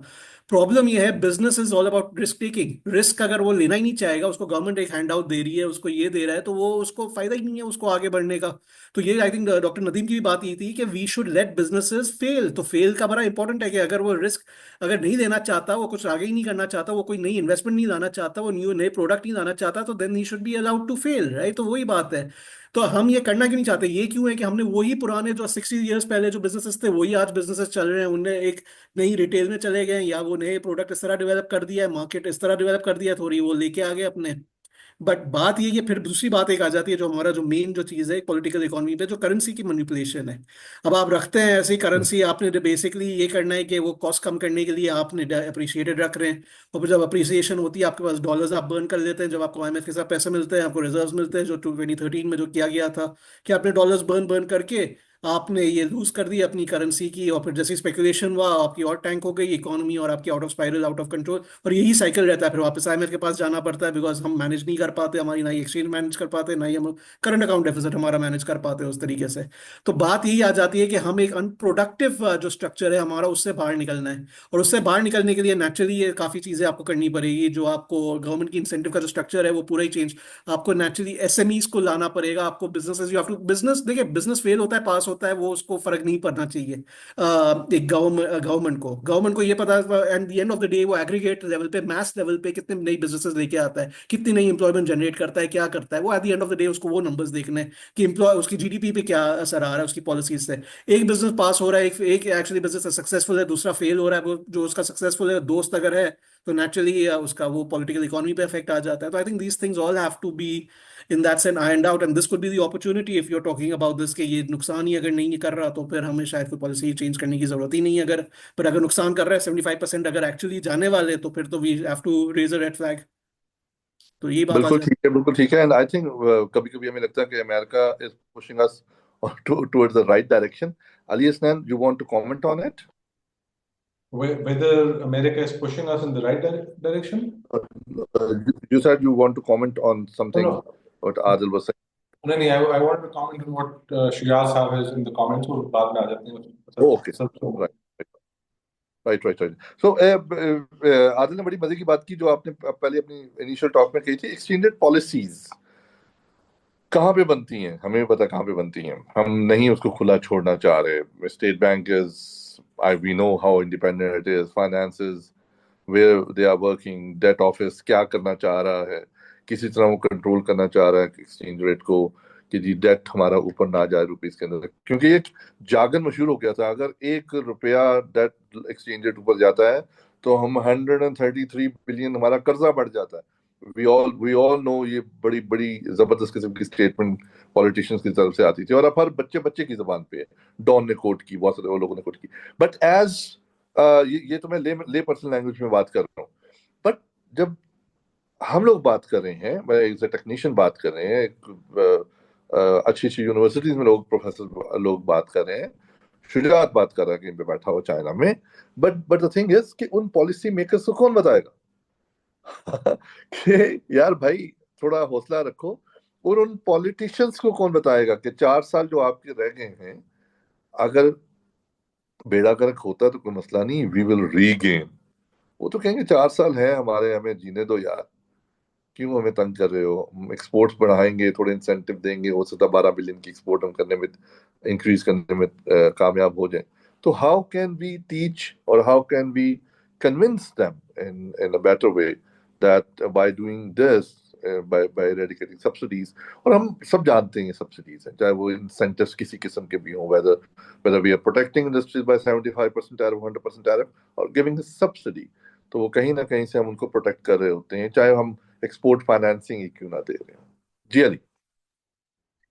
देखिए मेरे ना एक कंक्लूजन ये है कि पाकिस्तान जिस तरह है, जो हमारी एक माशी बिगाड़ है, डिक्लाइन है, that is there because it works for a certain class, right? So आपका जो ताकतवर तबका है उसकी जब डिसीजन मेकर के हाथ में, हम रोज पढ़ रहे होते हैं, चाहे वो PCB का चीफ कौन लगाया हुआ है, चाहे वो कॉन्वर्सेशन हो, चाहे कॉन्वर्सेशन हो कि ट्रैफिक लाइट्स के ऊपर कंप्लायंस है कि नहीं है, चाहे वो हो कि हम एक्सपोर्ट्स कैसे कर रहे हैं, हर तरफ आप देखते हैं तो आपको एक निगलेक्ट नजर आता है। और उस निगलेक्ट में हमारी सियासी और इदारों की कह लें जो एक ताकत की इक्विलिब्रियम है वो मेंटेन्ड है। सो आई थिंक हम शायद इसको अपने एनालिसिस के अंदर अज्यूम नहीं करते कई दफा। हम पहले देखते हैं तकनीकी तौर पर, हम देखते हैं कि एक चीज़ है, फॉर एग्जांपल आदिल ने बात की कि हम सब्सिडी दे रहे हैं, टेक्सटाइल सेक्टर को। आज से 3 साल पहले वर्ल्ड बैंक ने एक अच्छी स्टडी की थी जिसके अंदर उन्होंने बड़ा क्लियर डेटा दिखाया था कि वो सब्सिडीज काम नहीं कर रही, उससे हमारे टेक्सटाइल एक्सपोर्ट्स बढ़ नहीं रहे। अब इसका एक रैशनल रिस्पॉन्स ये है कि आप वो एविडेंस लें और उसके बेसिस के ऊपर आप कोई तरमीम करें अपनी पॉलिसी में। लेकिन क्योंकि टेक्सटाइल सेक्टर की एक्सपोर्ट बढ़ाने से कोई इक़्तिदार में नहीं आता, या इदारे की सरबराही जो है वो कुर्सी में नहीं है, उसकी कुर्सी नहीं हिलती, इलेक्शन टाइम के ऊपर वोट में फर्क नहीं आता, तो वो पाथ ऑफ लीस्ट रेजिस्टेंस ढूंढ के हम एक बुरे इक्विलिब्रियम के अंदर बैठे रहते हैं। इसके 2-3, अगर आप दूसरे ममालिक को का मुताला करें तो आपको 2-3 इसमें तरीके नजर आते हैं जिससे कौमें हिलती हैं। एक तो इससे पहले शायद वकार ने कहा है, किसने कहा कि मोमेंट्स ऑफ डिस्ट्रप्शन। मैं नहीं समझता कि इन ट्रम्प के टैरिफ से पाकिस्तान के लिए बहुत ज़्यादा स्ट्रक्चरल डिस्ट्रप्शन है, इन द सेंस कि जो ताकतवर हैं वो कोई ना कोई तरीके निकाल के अपने आप को सेव करते रहेंगे। एक मेरा अपना मेरी अगर राय ये है कि पिछले 5-7 साल में डिक्लाइन के बावजूद हमारे ताकतवर तबकों ने, खासतौर पे हमारे इदारों ने अपनी एक इंटरेस्ट के इर्द गिर्द बैरियर्स पर एंट्री लगा दी और वो इस फैसले पे पहुंचे कि वो इकोनॉमिक रेंट्स क्रिएट करेंगे डिफरेंट सेक्टर्स में, और वहां से वो खा के अपने इदारे का या अपनी पार्टी का, अपने इंटरेस्ट ग्रुप के बेनिफिट्स को प्रिजर्व करेंगे, इवन एज रिलेटिव टर्म्स में हमारा इकोनॉमिक डिक्लाइन कंटिन्यू करता है। इसमें से निकलने के एक तो ये है कि एक रियलाइजेशन हो ऑफ सेल्फ प्रेजर्वेशन, कि वो कहें कि अगर हम इस तरह चलते रहेंगे तो हम the special interest will not be able to continue because it's unsustainable. दूसरा ये है कि हमारी मोबिलाइजेशन, मास मोबिलाइजेशन इतनी ज़्यादा हो कि या हमारी सियासत के अंदर एक नई सियासत की तामीर नौ हो, जिससे हम एक नए तौर पर प्रेशर लेकर आ सकें to bear on this stuff. वो क्योंकि जब हम अपना एनालिसिस शुरू करते हैं, हम जरूर गुड फेथ करते हैं, फिर हम डेटा में देखते हैं कि देखो ये हमारे पास लॉन्ग स्टैंडिंग निगलेक्ट है, फिर हम कहते हैं कि देखो प्राइम मिनिस्टर को हमने बताया था लेकिन कुछ हुआ नहीं। But when you see historical data showing that prime ministers have successively been advised, well advised, as they were making mistakes, the only reasonable conclusion I think is either that there is bad faith in the highest offices, or you have churn of who is the leader of the country so regularly, whether political or otherwise, कि जब तक वो सीखते हैं तब तक किसी अगले की बारी आती है सीट बैठने। And that is something you can see. I can show you evidence of decline relative to India, China, and Bangladesh going back to the 60s and 70s. And there's been no response, there's been no real consideration of this. मतलब अभी हम बात कर रहे हैं for example के dollar rate ठीक है या गलत है। देखो अब प्राइम मिनिस्टर ने मुझे कहा कि जी हमने देखें डॉलर 100 से 300 पे चला गया है लेकिन एक्सपोर्ट्स नहीं बढ़े। Adil has worked and our colleague Ahmed Jamal Pizada has worked very carefully, have looked, and I'm sure others here must have looked at this, have very carefully demonstrated that when you have devaluation in the right way, that exports are improved, as is predicted by standard economics. तो वो क्या हमारी governance में क्या वो खराबी है जिसकी वजह से ये एविडेंस प्राइम मिनिस्टर को अच्छी ब्रीफिंग नहीं मिल रही? If you can get to the root of that, you've got to the root of the problem. Now, of course, फिर हम सोचते हैं अच्छा हम लोग जो बैठे हुए हैं पाइड में, लम्स में, प्लानिंग कमीशन में, wherever else we are, IBM, law school, हम लोग क्या कर सकते हैं? सो एक वो लॉस ऑफ एजेंसी फील होती है कि यार इतना पढ़ने का क्या फायदा हुआ अगर सुनना नहीं है, चीफ ने नहीं सुनना या प्राइम मिनिस्टर ने नहीं सुनना या whoever else. And that's where you then have to create more sophisticated models of politics कि हम जितनी जिंदगी है उसके अंदर कुछ ना कुछ तो कर सकते हैं, वो क्या करना है। तो उसके ऊपर मैं अगर आपको थोड़ी बात बढ़ रही है, लेकिन इफ यू अलाउ मी तो मैं बहुत ज्यादा मैं बहुत ज़्यादा मुतासिर हूँ अमेरिका की अर्ली हिस्ट्री पढ़ के, जो 18वीं सदी में जब इनके फाउंडिंग फादर्स वगैरह थे, Alexander Hamilton and Jefferson and Washington and so on. तो जब उनका पढ़ा तो समझ ही आई कि वो 25-30 साल की उम्रों पर उनकी गवर्नेंस के ऊपर सोफिस्टिकेशन इतनी ज़्यादा थी कि मुझे समझ नहीं है कि इन्होंने एट 40 मैक्सिमम की एज के ऊपर उन्होंने इतने कॉम्प्लेक्स गवर्नेंस स्ट्रक्चर्स कैसे क्रिएट किए for their new nation. And मेरी भी क्योंकि 40 साल की उम्र, 40 साल की है, तो वो देखा, मैंने कहा यार ये तो बहुत, या तो जीनियसेस थे या मैं बहुत निकम्मा हूँ। फिर जब मजीद पढ़ा तो I found that if you read there intellectual history, उससे 50 साल पहले उनके प्रोफेसर्स थे जो स्कॉटिश एनलाइटनमेंट से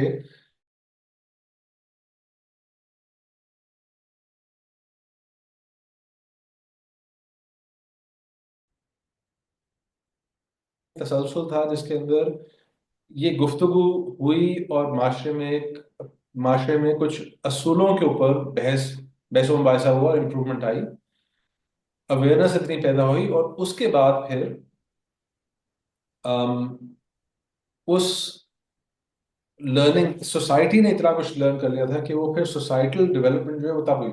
सो बात को मुख्तसर करते हुए, मैं अपने ज़ाती तौर पे इस नतीजे पे पहुंचा हूँ कि जो तब्दीली आनी है वो मेरी ज़िंदगी में शायद नहीं आएगी, लेकिन मैं अपनी ज़िंदगी में बहुत ऐसे काम कर सकता हूँ जो तब्दीली लाने में, इवेंचुअल लाने में फ़ायदेमंद हो सकते हैं। तो इस सब गुफ्तगू से मुझे कोई, I am under no misconception के प्राइम मिनिस्टर सडनली वेकअप करके कहेगा कि ओह, हम मैंने पिछले 40 साल से आइडिया प्लानिंग कमीशन को नहीं सुना, लेकिन अभी एक अच्छा सेशन हुआ है जिसके बाद मैं ट्रेड को ठीक कर दूंगा। ऐसा कुछ नहीं होने वाला। Even if you put I put this data in front of many of the rulers of Pakistan about our trade deficits, about how we mismanaged the rupee and so on. वो नहीं सुनते क्योंकि वो structural issue है.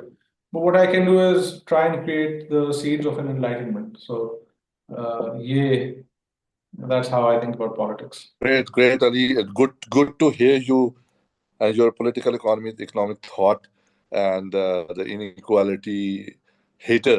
I would say Adil Malik की आपने शुरू में बात की थी, तो I can see the influence of Adil Malik on you as well. So and मुझे लग रहा है कि वो जो आप नहीं कहना चाह रहे थे या कहना चाह रहे थे कि they all know that हमें वोट जो है वो इस सारे काम करने से नहीं मिलेंगे, वो कहीं और से मिलेंगे। नहीं, And we ये मसला ये नहीं कि वोट कैसे मसले मिलेगा, मसला ये कि सदारत या प्राइम मिनिस्टरशिप वोट से नहीं आती। वोट से नहीं आती, बिल्कुल कहीं और से आती है। Okay, it's it's a good discussion. इस पे बड़ी लंबी बहस होती है, but good good to know your thoughts. और ये बड़ी मजे की थॉट्स हैं कि इस किस्म की पूरे के पूरे रिफॉर्म्स को स्ट्रक्चर होते हैं। Just to share with you, 1984-85 में पाइट की एक स्टडी थी कि वी हैव ए जो the most restricted regime in 1981-82, तो उसकी बेसिस के ऊपर 85 के जो स्पीच थी गुलाम साहब खान साहब की, उसमें उन्होंने अनाउंस किया था कि PIDE study has done this, और हम अब टैरिफ ट्रेड लिबरलाइजेशन की तरफ, not the tariff liberalisation, trade liberalisation की तरफ जाना। इसी वजह से जब 87-88 में स्ट्रक्चरल एडजस्टमेंट प्रोग्राम आईएमएफ को शुरू हुआ, तो we have done much on the non tariff barriers than. उसके बाद फिर टैरिफ रिडक्शन और बाकी तमाम चीजें शुरू हुई थी। So they used to listen to us, the academia, not just the fight. But I was amazed, negatively surprised negatively, कि the 2004-5 में एक इंडस्ट्रियल पॉलिसी बनी, but it was not implemented. 2011 में मुझे तो आपने बताया कि हमने बनाई है, इट वाज नॉट इम्प्लीमेंटेड। 2019 में बनी दोबारा, it was not implemented. So why there's a the need or the demand for the trade for industrial policy when they are not going to implement it? या तो उनको समझ नहीं आती है या कुछ और चीज होगी। Waqar, simple सा question which you have said already. आपने कहा था in European countries we will be worse off. Why? क्या हमें वो कर्जा शर्जा नहीं देते इसमें से है, या कोई और वजह होगी, वहां पे मार्केट कैप्चर कर लेंगे? अली, बात दूसरी साइड निकल गई है। I think like Ali Hasnain, I teach the similar modules and I work on the similar topics of rent seeking.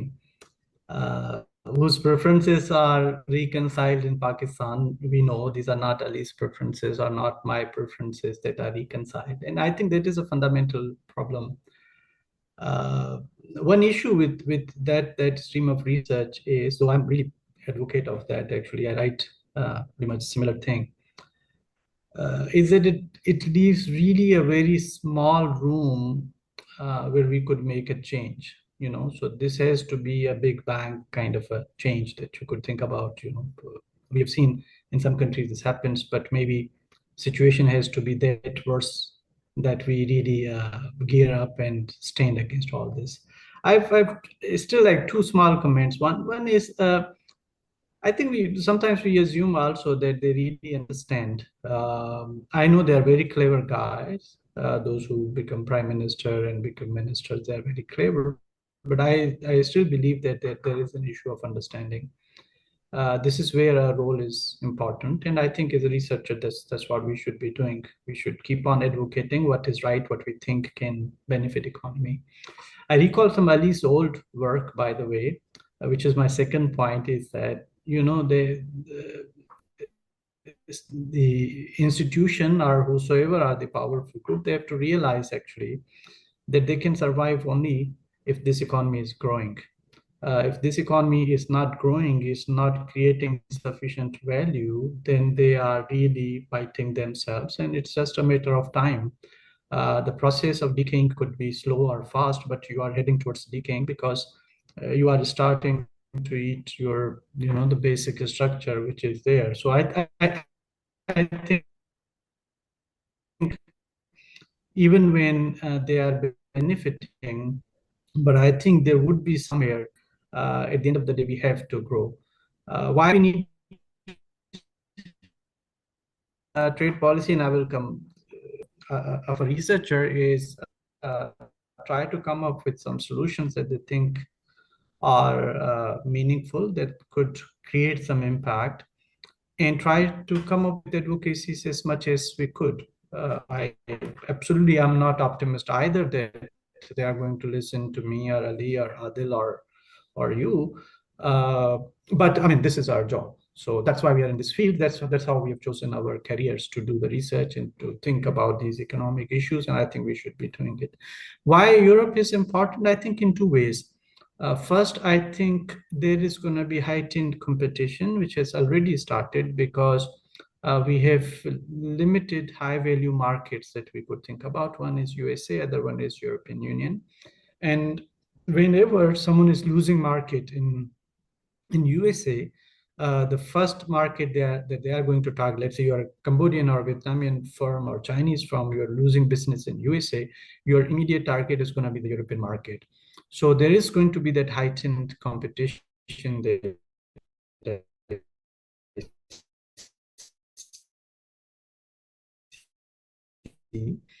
And now let me bring in my research in that one, is that this is when, in terms of, we are going back to that, and not into that high value chain kind of a products where we are producing more complex goods and where we have a bigger margin that we could absorb certain shocks, but rather we are really producing in bulk the minimum margin. And we do see even, you know, firms like, let's say in the textiles where I worked also, when they come up with innovations, these are just incremental in nature and they expand horizontally rather than expanding vertically into more complex goods. So I think they are not prepared for that. That's my understanding. They are not prepared for that. That any decent firm from East Asian countries or China or India are going to really take market share that we are having out there. The other equation, of course, there is also that our government has not much to offer either. And we are advocating they shouldn't offer, by the way. China might be able to offer better. China might be able to even negotiate better. Vietnam might be able to negotiate better. So that would be another factor, that you won't have much support. Even if you are trying to go into that high value added chain where you think margin is good enough that I can absorb certain shocks, I can retain prices and cut on by profitability, for example, profit margin, which normally the type of products that we are doing is not there. And Adil already mentioned this complementarity between European and US market that we saw with the GPS Plus as well, that when you're expanding, you're not expanding just in one because there are economies of scale. When you start producing bulk, then you try to tap into other markets. And now when one big market is supposed to lose, then those economies of scale might not be there and you might not be able to compete on prices, which is very likely, I could see. Europe, we also could face problem, by the way, because Europe has its own problems. If Europe goes into retaliation with USA, then their tariff rates are going to go up and they are going to face also the negative income shocks that are quite expected, to be frank. Like, they are going to face those kind of problems. And again, if we are exporting there also those very elastic goods, then we are going to face problem there as well. All the fundamentals that Ali talked about, or we all think about, these are there, they are going to stay there. We are losing because of that. But remember, with these shocks, we are going to lose more.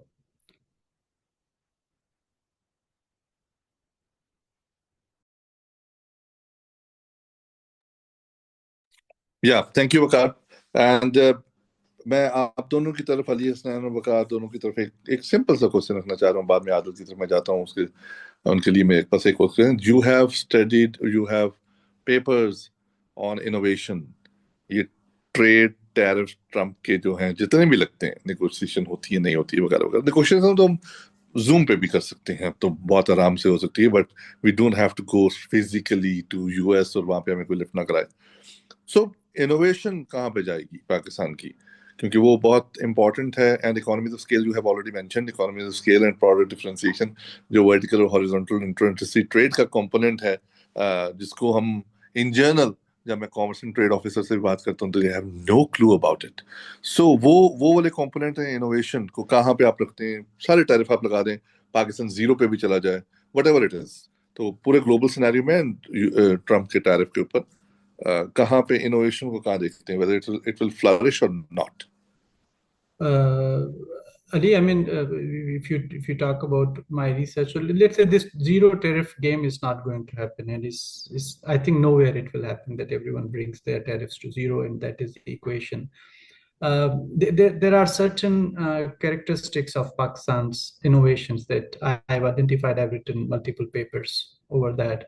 So one paper that I'm presenting next Thursday at conference at Lahore School. Basically, I tried to look at that, what happens to firms when they get, the international standards certification, which normally boosts their quality, boosts their management.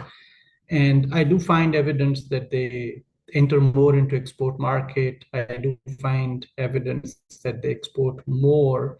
But where the worrying thing or worrisome thing that we find is that this expansion is again horizontal. So if you are producing socks, now you start producing banyan, for example, or you start producing towel. So their expansion is not into more complex goods. Even if there are two very, very beautiful contributions. One comes from this Harvard's lab, another one from MIT, where we look at the complexity of exports of countries. And you try to look at our trajectory and try to compare, for example, with Vietnam, just let's say 15 or 20 years back. And you will see that huge crossing. I think some crossings that Ali was talking about also, we've seen per capita income between us and India. So when you look at the complexity, we have that crossing with country like Vietnam or Cambodia, and big with China, for example. So these countries not long ago used to export less complex products than we are exporting.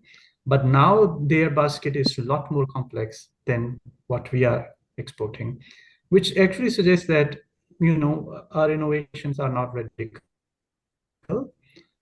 We don't go out of that comfort zone where we think we have specialized in a bulk production. So I don't see. I mean, the only thing which could really help us is actually let the firms fail. Let them take some risk. So take out any support that you are giving and let them take risk. Maybe then we see over the time firms with some innovative ideas, they turn up and then they start taking this complex market which is there.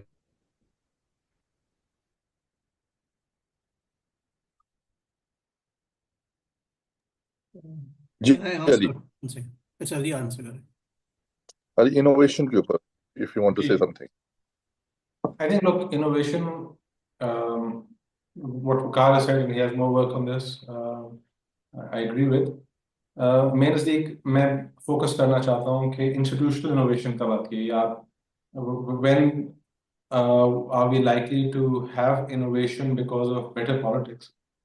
And actually one thing that does happen is कि जब technological shocks आते हैं तो उससे भी हमारी सियासी equilibrium change हो सकती है. आपके कुछ कमेंट्स जो आए हुए हैं उसमें ये है, एक सवाल ये है कि क्या हमारे पास ऐसे इदारे हैं, और दूसरा ये कि क्या हमारे पास ऐसे जर्नल्स हैं जो कि पाकिस्तान इकोनॉमी के ऊपर अच्छा काम कर रहे हैं. और एक मुख्तसर जवाब ये है कि हमारे पास है काम, लेकिन वो लोगों की प्रोफेशन में इंसिडेंटली वो काम हो जाता है और उसको हम कलेक्ट करते हैं, और एक सिस्टमैटिक तरीके से पाकिस्तान इकोनॉमी को समझने के हमारे पास इदारे कम हैं. उसका जो सोल्यूशन मांगा है वो ये है कि हम सब की जिम्मेदारी है मेरे ख्याल में कि हम उन इदारों को मजबूत करने की कोशिश करें अपने अपने अपने लेवल पर. लेकिन इंस्टीट्यूशनल इनोवेशन के अंदर मैं समझता हूँ कि एक बहुत बड़ी अपॉर्चुनिटी जो आ रही है मजीद वो ये है कि हमारे पास कम्युनिकेशन टेक्नोलॉजीज बहुत बेहतर हो गई हैं, और डेटा गैदरिंग अच्छी हो गई है. अभी तक हमारी डेटा गवर्नेंस के अंदर हम बहुत एक कंजर्वेटिव अप्रोच रखते हैं, क्योंकि हम जो स्टेटस को powers have more control over the data, और वो घबराते हैं क्योंकि अगेन पाकिस्तान उनके लिए ठीक ठाक चल रहा है, तो फिर वो रिस्क अवर्स होते हैं.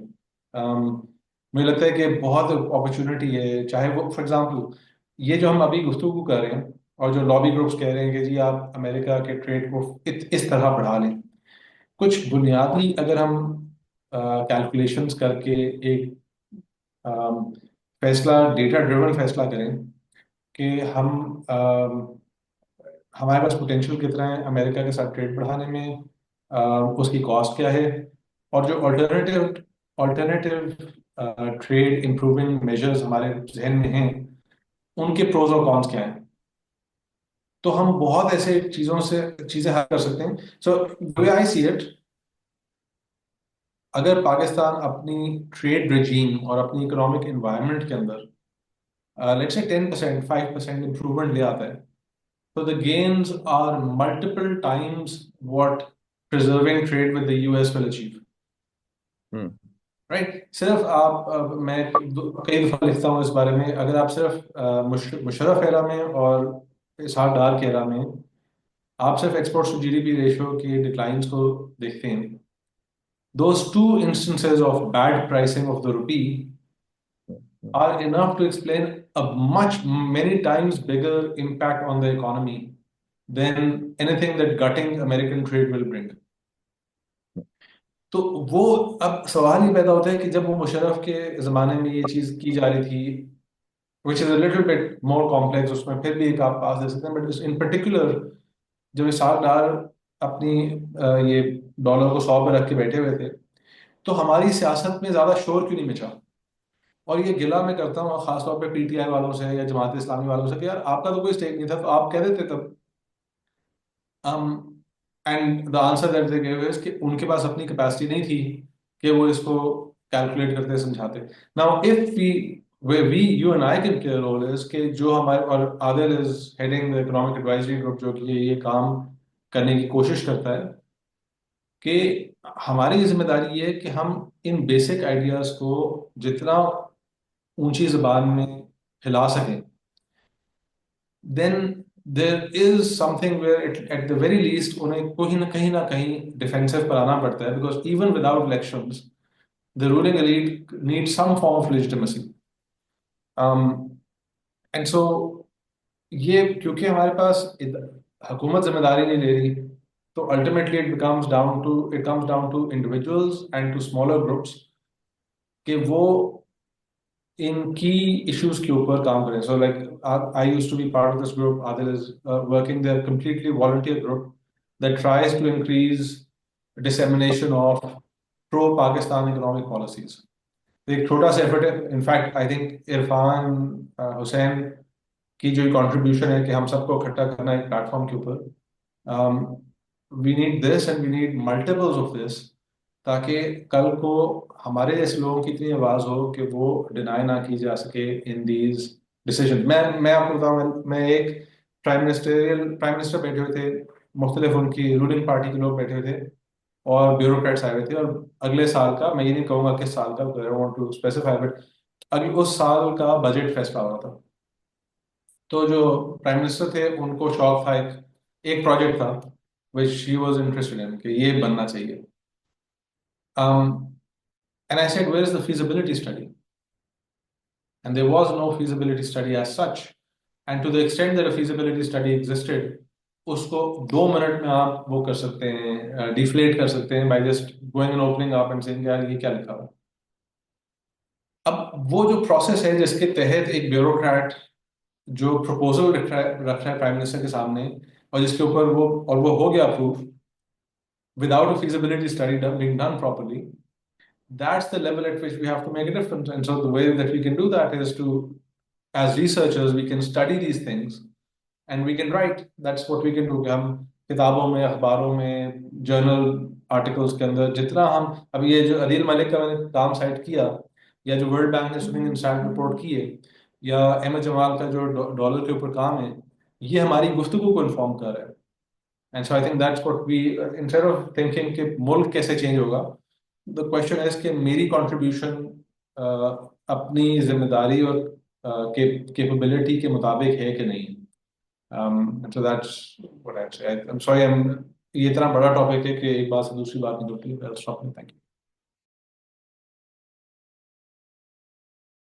And since the other Ali has left, let's say that Adil, I'm going to put you on the spot and say, why don't you take the next few questions? जो messages हैं उसको भी देख लें. And if anything that you want to add on your own. तो एक चीज मुझे ऐड करना था, इनोवेशन की जो बात हुई, आई थिंक वो बड़ा इंपॉर्टेंट एक पॉइंट था कि टेक्सटाइल वाले इनोवेट करते हैं कि नहीं. तो अभी मैंने रिसेंटली एक की है वर्ल्ड इकोनॉमी में एक पब्लिश स्टडी, तो इट्स वेरी इंटरेस्टिंग. उसमें फाइंडिंग यही है कि मैंने, तो इनोवेशन आप किस तरह देख सकते हैं, टेक्सटाइल जैसी इंडस्ट्री है वहाँ पे नेचुरली पाकिस्तानी फर्म्स का जो प्रोडक्शन प्रोसेस और जो है हमारे प्रोसीजर्स वो दिए जाते हैं, वो एक ब्लूप्रिंट हमें दी जाती है कि इस तरह प्रोड्यूस करना है और इस तरह हम आपसे प्रोड्यूस आपसे जो प्रोडक्शन आप इस तरह करेंगे तो हम आपसे खरीदेंगे. वो एक नॉन टेक्निकल एनटीएम्स जो आप डाल देते हैं, वो ये गवर्नमेंट ये मैंडेटेड होते हैं, ये रेगुलेशंस होती हैं कि ये सर्टिफाई कर लें, ये आप कर लें, इसको टेस्टिंग करा दें, इस प्रोडक्ट को इस तरह से करा दें. और हमने देखा, तो हमने ये देखा है कि यूएसए, मैंने ये देखा था यूएसए के साथ जो कंट्रीज हैं उसके साथ कैसे वो मैच कर रही है, कैसे वो मर्ज कर रही है, वो अपनी रेगुलेशंस को अपनी इंपोर्ट्स पे डाल रही है. अगर यूएसए के साथ ज्यादा एक्सपोर्ट करना है तो you naturally have to make sure that the quality of goods that you producing वो आपकी जाके कोई कन्वर्ज हो जो यूएसए डिमांड करती हो, जो शायद अपने उस पे प्रोडक्ट्स पे लगाती हो, तो उसके साथ कैसी कन्वर्जेंस है. तो उसमें मैंने फाइंड आउट, बड़ी इंटरेस्टिंग फाइंड आउट है, पाकिस्तान का 20% शेयर था matching of NTMs with the US and other countries. जैसे अब चाइना इवन तो इतना compete करता है और वियतनाम वगैरह, उन्होंने काफी हाई परसेंटेज रखा है अपना. So they basically are looking at this के ग्लोबल स्टैंडर्ड बनाने, ग्लोबल के हमने प्रोडक्ट प्रोड्यूस कैसे करने हैं और उस तरह से वी हैव टू मीट. तो वहाँ पे डब्ल्यूटीओ का रोल आ जाता है, जैसे बड़ा इंपॉर्टेंट था. अब अनफॉर्चुनेटली ये भी हम हट रहे हैं बिकॉज ऑफ दिस टैरिफ, बोलते हैं ये डब्ल्यूटीओ को वीक करके प्रोडक्ट क्वालिटी की जो बात है वो कौन पे वो करेगा. डिस्प्यूट सेटलमेंट बॉडी अगर नहीं होंगे तो कौन से गुड्स आएंगे, कैसे आएंगे. सब स्टैंडर्ड गुड्स यूएस में इंपोर्ट होने लगेंगे तो उसके कंज्यूमर्स की क्या रिएक्शन होगी. So all of these things will matter in that sense. तो ये इनोवेशन और उसकी जो बात है, हमने इस पे ये काफी लेके आना है और इस पे सोचना यही है कि हमने क्या करना है आगे. फिर आई थिंक इस पे एक बात आ गई कि I think there are some questions here that we have is about import substitution and then all the strategies that we have done that, कि ये कैसे करनी है. आई थिंक right now, ऐसे वो आई थिंक नदीम साहब भी बोल के गए कि we have to look at how our internal policies are as well. We can't live in this world कि भाई हमने बेसिकली यूएसए ने तो लगा दिया है और यूएसए ने वियतनाम वगैरह सबके भी लगा दिया है, लेकिन फिर उसने पॉज भी दे दिया because these countries went and negotiated. पर हमारे पास कुछ है ही नहीं नेगोशिएट करने के लिए. क्यों? बिकॉज हमने इंपोर्ट स्ट्रैटेजी कभी डेवलप ही नहीं की है. I think we don't even know what we are going to import. Cotton मंगा लेते हैं, कभी वीट मंगा लेते हैं, कभी सोयाबीन्स मंगा लेते हैं यूएसए से। लेकिन इलेक्ट्रॉनिक आइटम्स वगैरह जो है तो चाइना से अगर मंगाते हैं तो एक आ जाता है कि चाइना से आपका ट्रेड डेफिसिट बढ़ रहा है, तो उसकी वजह से वो तो बुरा है। और वो अगर कोई हो रही है, हमारी इन्वेस्टमेंट हो रही है उस तरीके से, तो उसको फिर एक नेगेटिव लगा देते हैं कि ट्रेड डेफिसिट, एक country single trade country trade deficit वैसे ही आपको पता है कि वो प्रॉब्लमेटिक है, कि वो कैलकुलेट नहीं किया जाता ओवरऑल कि आपके ट्रेड डेफिसिट और ट्रेड सरप्लसेस कैसे हैं, उस तरह से हमने कैलकुलेट करना चाहिए और उस पर क्या देखना चाहिए। यस, हमारे ट्रेड डेफिसिट हाई है बिकॉज नेचुरली हम एक लो वैल्यूड गुड्स एक्सपोर्ट करते हैं और इंपोर्ट हाई वैल्यूड गुड्स करते हैं। तो बट आइडिया यही है कि हमने किस तरह इसको प्रोडक्टिव बनाना है नेचर को, और किस तरह हमने कंपटीशन लेके आना है। तो उसमें यही डिस्कशन होनी है। और जैसे अली हसन ने कहा है कि this is something that has to be done via lot of mass communication between us. हमने हर बैठ के यहाँ पे ब्रेनस्टॉर्मिंग करनी है, और ये जैसे हम तीन आए हुए हैं इस पे पैनल पे, इस तरह मुख्तलिफ डिस्कशन होने चाहिए, और आप लोग को बेसिकली मेंबर्स बना के उस पर बात करनी चाहिए। आई गेस पैनल ज्यादा इस पे चाहिए। तो ये मैथ्स और ये थिंक टैंक्स का मैथ्स बढ़ेगा। अब अनफॉर्चुनेटली कराची में हम लोग कोई थिंक टैंक इस तरह का देखते नहीं है। कराची में बहुत ही, मैं ऐसे कोई नंबर एक दो ही होंगे जो थिंक टैंक कराची में एग्जिस्ट करते होंगे इकोनॉमिक पॉलिसी मेकिंग पे। लाहौर में है, इस्लामाबाद में है, लेकिन कराची जो लार्जेस्ट सिटी, वहां पे आपकी जो रिसर्च आ रही है वो आपकी लॉबी ग्रुप से आ रही है, बिजनेस लॉबी ग्रुप से आ रही है जितनी भी। तो वो आपको कैसे क्वालिटी प्रोड्यूस करेगी जब उनका इंसेंटिव ही एक होगा कि इस तरह की रिसर्च हमने प्रोवाइड करनी है। तो अनफॉर्चुनेटली जो एकेडमिक रिसर्च है, that has to come out, and that has to come out from your better universities। आपके जो यूनिवर्सिटीज के प्रोफेसर्स है उनकी जो naturally they have to move towards this whole idea that they have to start making think tanks and all that। Unfortunately उसमें बड़े criticism आता है कि university professors are more into administration than into research। तो फिर तो ये problem हो ही जाएगा हमारा। तो हमने ये जो मैथ्स ऑफ थॉट जो है, मैथ्स जो बनाना है, वो हमने बहुत इंपॉर्टेंट है। सिर्फ मैं एक ईएजी काफी, जैसे अलियास ने कहा एक ईएजी काफी नहीं है, इसमें 10 होने चाहिए ईएजी ऐसे जो इकोनॉमिक एडवाइजरी ग्रुप्स है। Unfortunately voluntary based economic thinking ऐसे ग्रुप्स बहुत ही कम है, right. I think non existent है, राइट। तो उस तरह के हमने ये, I think there is a big thing in this which we need to talk about, and I think that's the thing we need to have these discussions. जी। आदिल भाई, मैं जो थोड़ा आपकी बात को बढ़ाना चाहता हूँ। ये जिशान साहब ने जो सवाल किया ना, ये अक्सर हमारे यहाँ गुफ्तगू होती है। मैं इससे सख्त, अब मुझे ना चिढ़ चढ़ती है, बिकॉज इम्पोर्ट सब्स्टिट्यूशन, ये आपको किसने कहा है कि फॉरेन एक्सचेंज प्रिजर्व करना हमारी जरूरत है? This is a complete misdiagnosis. हमने गैप को रिड्यूस करना है, हमने एक्सपेंडिचर को रिड्यूस नहीं करना। अगर आप इंपोर्ट टू जीडीपी देखें, पाकिस्तान का इंपोर्ट टू जीडीपी कितना है? अबाउट 18 to 20% है। ये लोग मुझे बेहतर नंबर जानते हैं। और अगर आप एक्सपोर्ट टू जीडीपी देखें तो वो क्या है, 9-10% है।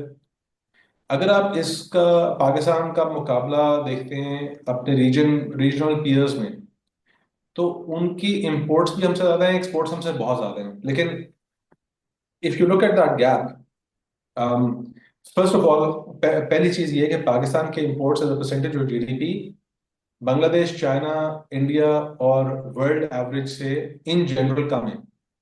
इसका मतलब है हम जरूरत से कम इंपोर्ट कर रहे हैं। और जरूरत से कम इंपोर्ट करने का मतलब है कि अगर दुनिया में लेट से कि आप एक चीज दूसरा मुल्क आपसे बेहतर बनाता है, आप उसको एक्सेस करके लेकर आएंगे तो आप उससे कोई एडवांटेज है हासिल कर सकते हैं अपनी प्रोडक्टिविटी बढ़ाने के लिए।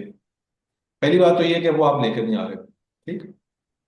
दूसरी चीज जो कि गोंजालो वेरेला कहा करते थे जब वो यहाँ वर्ल्ड बैंक इकोनॉमिस्ट थे, कंट्री इकोनॉमिस्ट थे, कि जब आप इंपोर्ट सब्स्टिट्यूशन पॉलिसीज अडॉप्ट करते हैं तो आप अपने सरमायाकार को इंसेंटिव दे रहे हैं कि बजाय इसके कि एक्सपोर्ट इंडस्ट्रीज के अंदर इन्वेस्ट करके दुनिया में मुकाबला करें, वो इंपोर्ट सब्स्टिट्यूशन के अंदर आके सेफ इन्वेस्टमेंट्स करें जिसकी कॉस्ट अल्टीमेटली कंज्यूमर बेयर करता है। इसकी सबसे अच्छी एग्जांपल्स जो हैं वो गाड़ियां और स्मार्टफोन्स हैं। दोनों जो हैं वो दुनिया के कॉस्ट से पाकिस्तानियों को महंगी पड़ती हैं। And the third thing is कि एक्सपोर्ट टू जीडीपी अगर आप देखते हैं तो उन ममालिक का, जो ये मैंने कहा Bangladesh, China, India and the world, उनकी average exports to the world are something like 30%, Pakistan की 10% है। So I don't think the problem is that we need to save Pakistan's foreign exchange. We have to earn foreign exchange for Pakistan. वो जो gap है हमने earn करके पुर करना है, बचा के नहीं करना। बिकॉज बचाने में और बड़ी खराबियां हैं जो कि आपकी इकोनॉमी की प्रोडक्टिविटी में आती हैं। आई think I don't know if my other colleagues agree with this, but I think इस पे काफी हद तक हमारे पास कंसेंसस मेरा ख्याल है अमंग टेक्निकल इकोनॉमिस्ट लेकिन क्योंकि वो हम अच्छा उस पर फिर एक गुफ्तगू किधर चली जाती है कि जी एक हमें हमारी आवाम को इतना डरा दिया है डॉलर के महंगे होने से कि हम लोग खुद ये नहीं फिगर आउट करते कि उसके पाकिस्तान को फायदे क्या होंगे। अम, जो अगर डॉलर शॉर्टेज है, सिंपल सी बात है, डॉलर का रेट बढ़ने दें, मेरी तरफ से डॉलर को 500 पे कर दें, बहुत अच्छा होगा पाकिस्तान के लिए। पाकिस्तान के लिए 500 पे डॉलर मेरे नज़दीक बहुत अच्छा है। करेंगे तो आपका एक्सपोर्ट कंपेटिटिव होगा। So we have tried import substitution for the last 40 years। You tell me कि कौन सी ऐसी आपने इंपोर्ट सब्स्टिट्यूशन करके इंडस्ट्री में कैपेसिटी बना दी है जो कि दुनिया से compete कर सके। If you can show me one, maybe I can change my mind. Thank you very much Ali, Adil, Waqar. And in general मैं इन बहुत ले पर्सन लैंग्वेज में समझाने के लिए कुछ लोगों को जो ख़ास तौर पे अपने आप को सोशलिज्म का चैंपियन थोड़ा समझने की कोशिश करते हैं कि हम इंपोर्ट सब्स्टिट्यूशन किस तरह करेंगे, उनको ये होता है कि ये हम 4 बिलियन बचा लेंगे। They do not go into the details of political economy and other implications. वो वकार बड़ा हमारा अच्छा दोस्त है, एक एसडीपीआई में होता था। तो ही सेट के सर वो 3.5 बिलियन की एक्सपोर्ट थी अफगानिस्तान को, वो हमारी तरफ 357 भेज रहे थे। सो वन फाइन डे किसी ने कहा कि इसको ज़रा रोक दें, उनकी जो 357 आ रही, तो उन्होंने हमारी रोक दी, तो हमारी जो 3.5 बिलियन उनकी तरफ जा रही थी वो भी रुक गई। सो हर चीज़ की रिpercussions होते हैं। प्लस इन जनरल जो मैं अपने दोस्तों को समझाने की कोशिश करता हूँ, क्योंकि वो हॉकी के प्लेयर्स है, तो मैं कहता हॉकी में गोल करने से बंदा जीतता है, गोल रोकने से नहीं जीतता। अगर ये सिंपल सी बात समझ आ जाए इंपोर्ट सब्स्टिट्यूशन वालों को तो बहुत अच्छी बात होगी। Thank you. आप तीनों का थोड़े से क्वेश्चंस ले लेते हैं। Waqar, do you want to say something? No, yeah, I think I agree with them. And Ali explained it very well. In Econ 101, we always teach like this. We have Yeah. always these models showing that this import substitution doesn't work.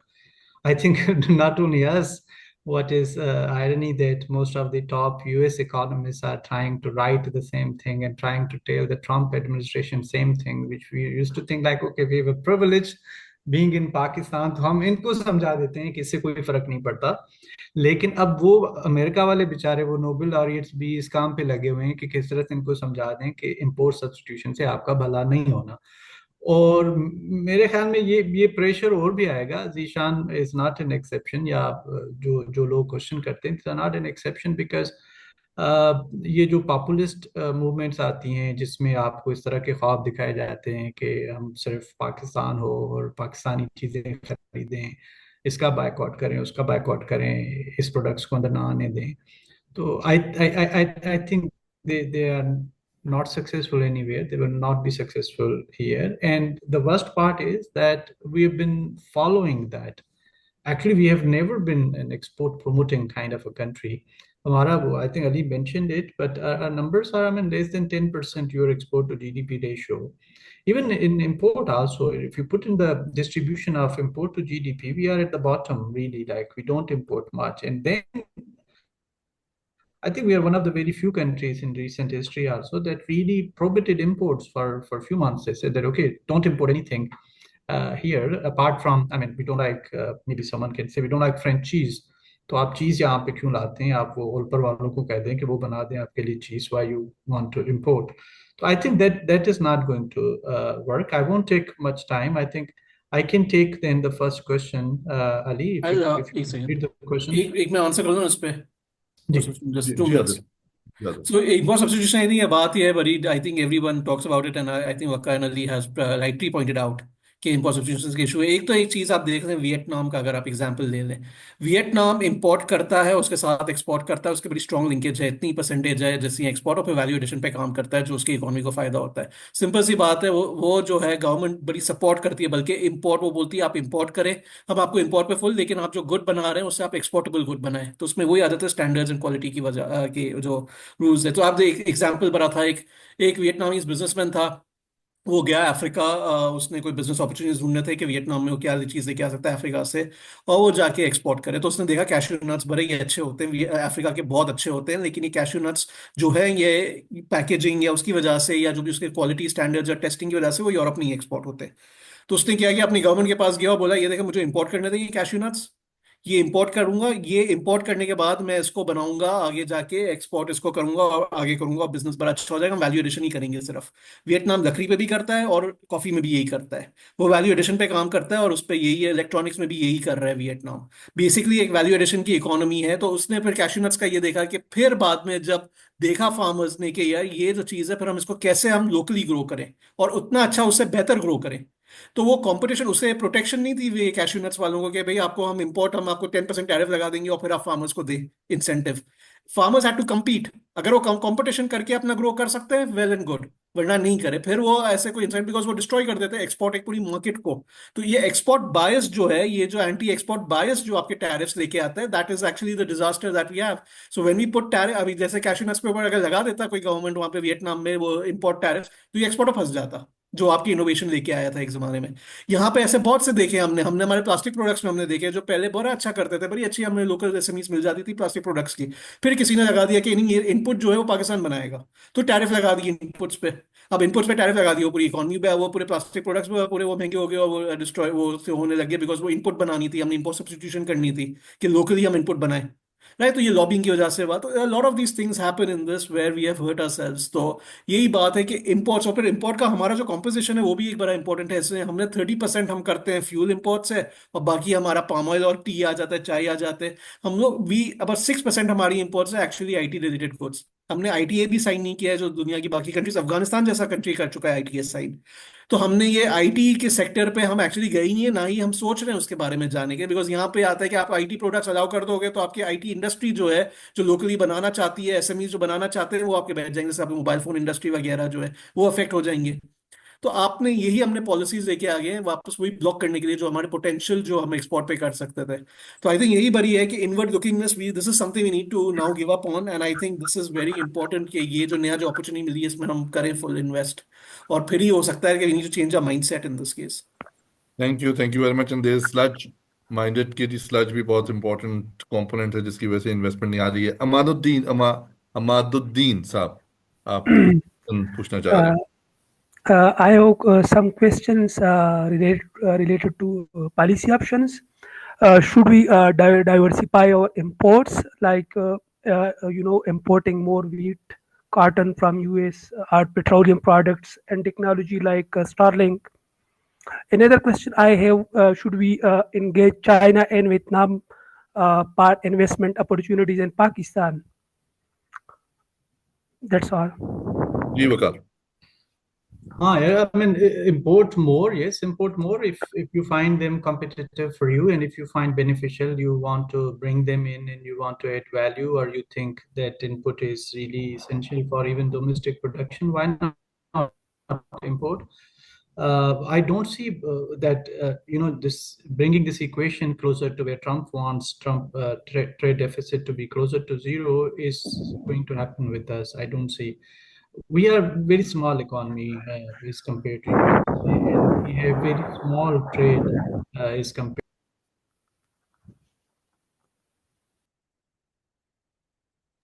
जी, वकार शायद Yeah, जी, जी किसी जी ने आदर। Mute कर दिया मुझे. I like अच्छा, that. Sorry मैंने नहीं किया है। So one of the hosts, there are many hosts, so whosoever did, but sorry, then वो ना इमदाद का वो थोड़ा सा शोर आ रहा था, तो वो डिस्टॉर्शन को मैं ओवरकम कर रहा था। Sorry. अच्छा. हाँ, तो sorry, तो It was I Irfan. don't think so. We are going to, and diversification of destination for imports, I don't think like that is an equation. You should always look for where you find a competitive rate to import, and you should be importing from there. I think same goes to exports. Many people, they say you should diversify your markets, but of course, where you have competitive edge, you should be exporting there. And one thing we could do is to be more competitive, broadly competitive, broad-based exports करें, complex type of exports करें. That is what is important, not which country is purchasing from us or which country is not purchasing from us. Others, you want to say something? जी, इसमें यही हमने I think very important इसमें ये बात है कि imports हमने diversify करनी है। आई थिंक इंपोर्ट्स डाइवर्सिफाई तो करनी ही चाहिए। हमने अभी बेसिकली हमारा क्या है, फ्यूल इंपोर्ट्स 30% है, फिर उसमें आप लगा दें जो बेसिक हमारे इंटरमीडिएट रॉ मटेरियल्स ही हो जाते हैं, यहाँ पे पाम ऑयल आ जाता है, एक मैसिव इंपोर्ट है। और फिर बाकी बड़ी छोटे हम लोग we don't import any technology products, high technology intensive products. This economy अगर आप देखें तो वो जो आप इकोनॉमी जैसे ये वियतनाम वगैरह, Vietnam China, that is what they have done, they have basically moved away from all this primary commodities towards imports of high machinery from richer countries. And China ने तो खैर अपना पूरा प्रोडक्शन वो बना दिया है अल्टीमेटली, बट वियतनाम ने तो यही किया है। आप देखिए टेक्सटाइल मशीनरी वो इतना इंपोर्ट करते हैं। अभी मैं देख रहा था स्टेटिस्टिक्स, टेक्सटाइल मशीनरी पाकिस्तान में इंपोर्ट ही नहीं होती अब टेक्सटाइल मशीनरी अगर नई नहीं आएगी तो हम कैसे इसमें प्रोडक्शन, हम लेटेस्ट टेक्नोलॉजी, लेटेस्ट वो लेके आएंगे, लेटेस्ट प्रोडक्शन प्रोसेसेस लेके आएंगे और सब लेके आएंगे। So lot of these things will naturally affect. So composition तो हमने बिल्कुल बदलना है, we need to move towards high technology products. अब दूसरी बात ये आ जाती है कि हमारा जो इम्पोर्ट का आपने किस तरह करना है। तो अल्टीमेटली इकोनॉमी में जो है इंपोर्ट्स का जो शेयर है नेचुरली, वो तो आई थिंक अली ने भी कहा है कि that has to increase, right, in that sense. If you but again exports will grow only if you become more competitive।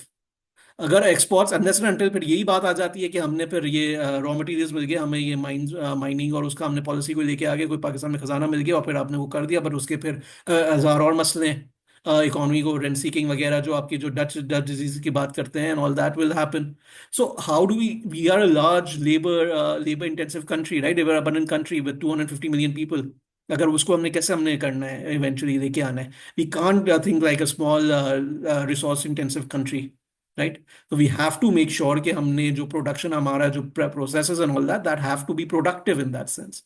तो प्रोडक्टिविटी आप कैसे बढ़ाएंगे, कंपटीशन से ही बढ़ता है प्रोडक्टिविटी, वरना आपका देख लिया आपने 40 years of what import substitution, more than that I think, right? And we've seen what the result is, completely unproductive sectors। our auto sector can't compete, वो डरते हैं कि भाई अगर सेकेंड हैंड गाड़ियों से हमारी ऑटो सेक्टर डर रही होती है इंपोर्ट से, why would a producer of a new car be afraid of a second hand 3-year old car from Japan, right? There is something going on there।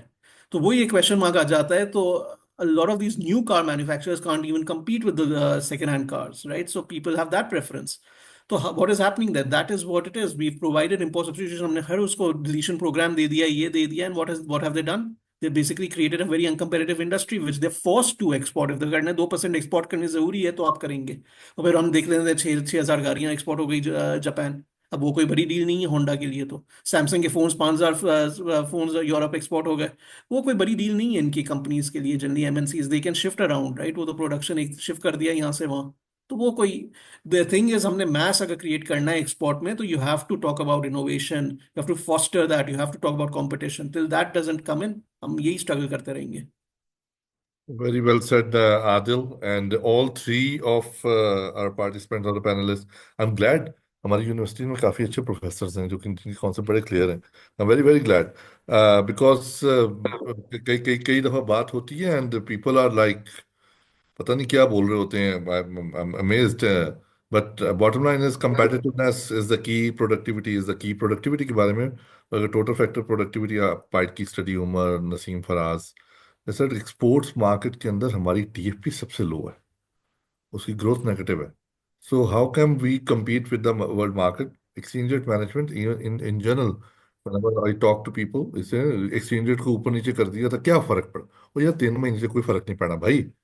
3 महीने आप दे देते हो, 3 महीने में कोई फर्क नहीं पड़ा। अभी तो हमारे कई बड़े अच्छे उस्ताद मोहतरम जो हमारे बड़े सीनियर ब्यूरोक्रेट्स हैं, वो कहते हैं why can't policy which I change in education sector, उसका लिटरेसी पे 15 दिन में क्यों नहीं फर्क पड़ा?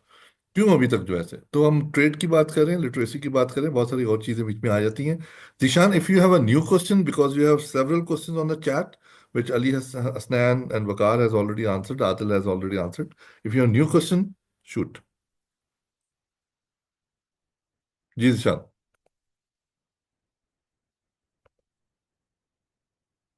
जिशान भाई।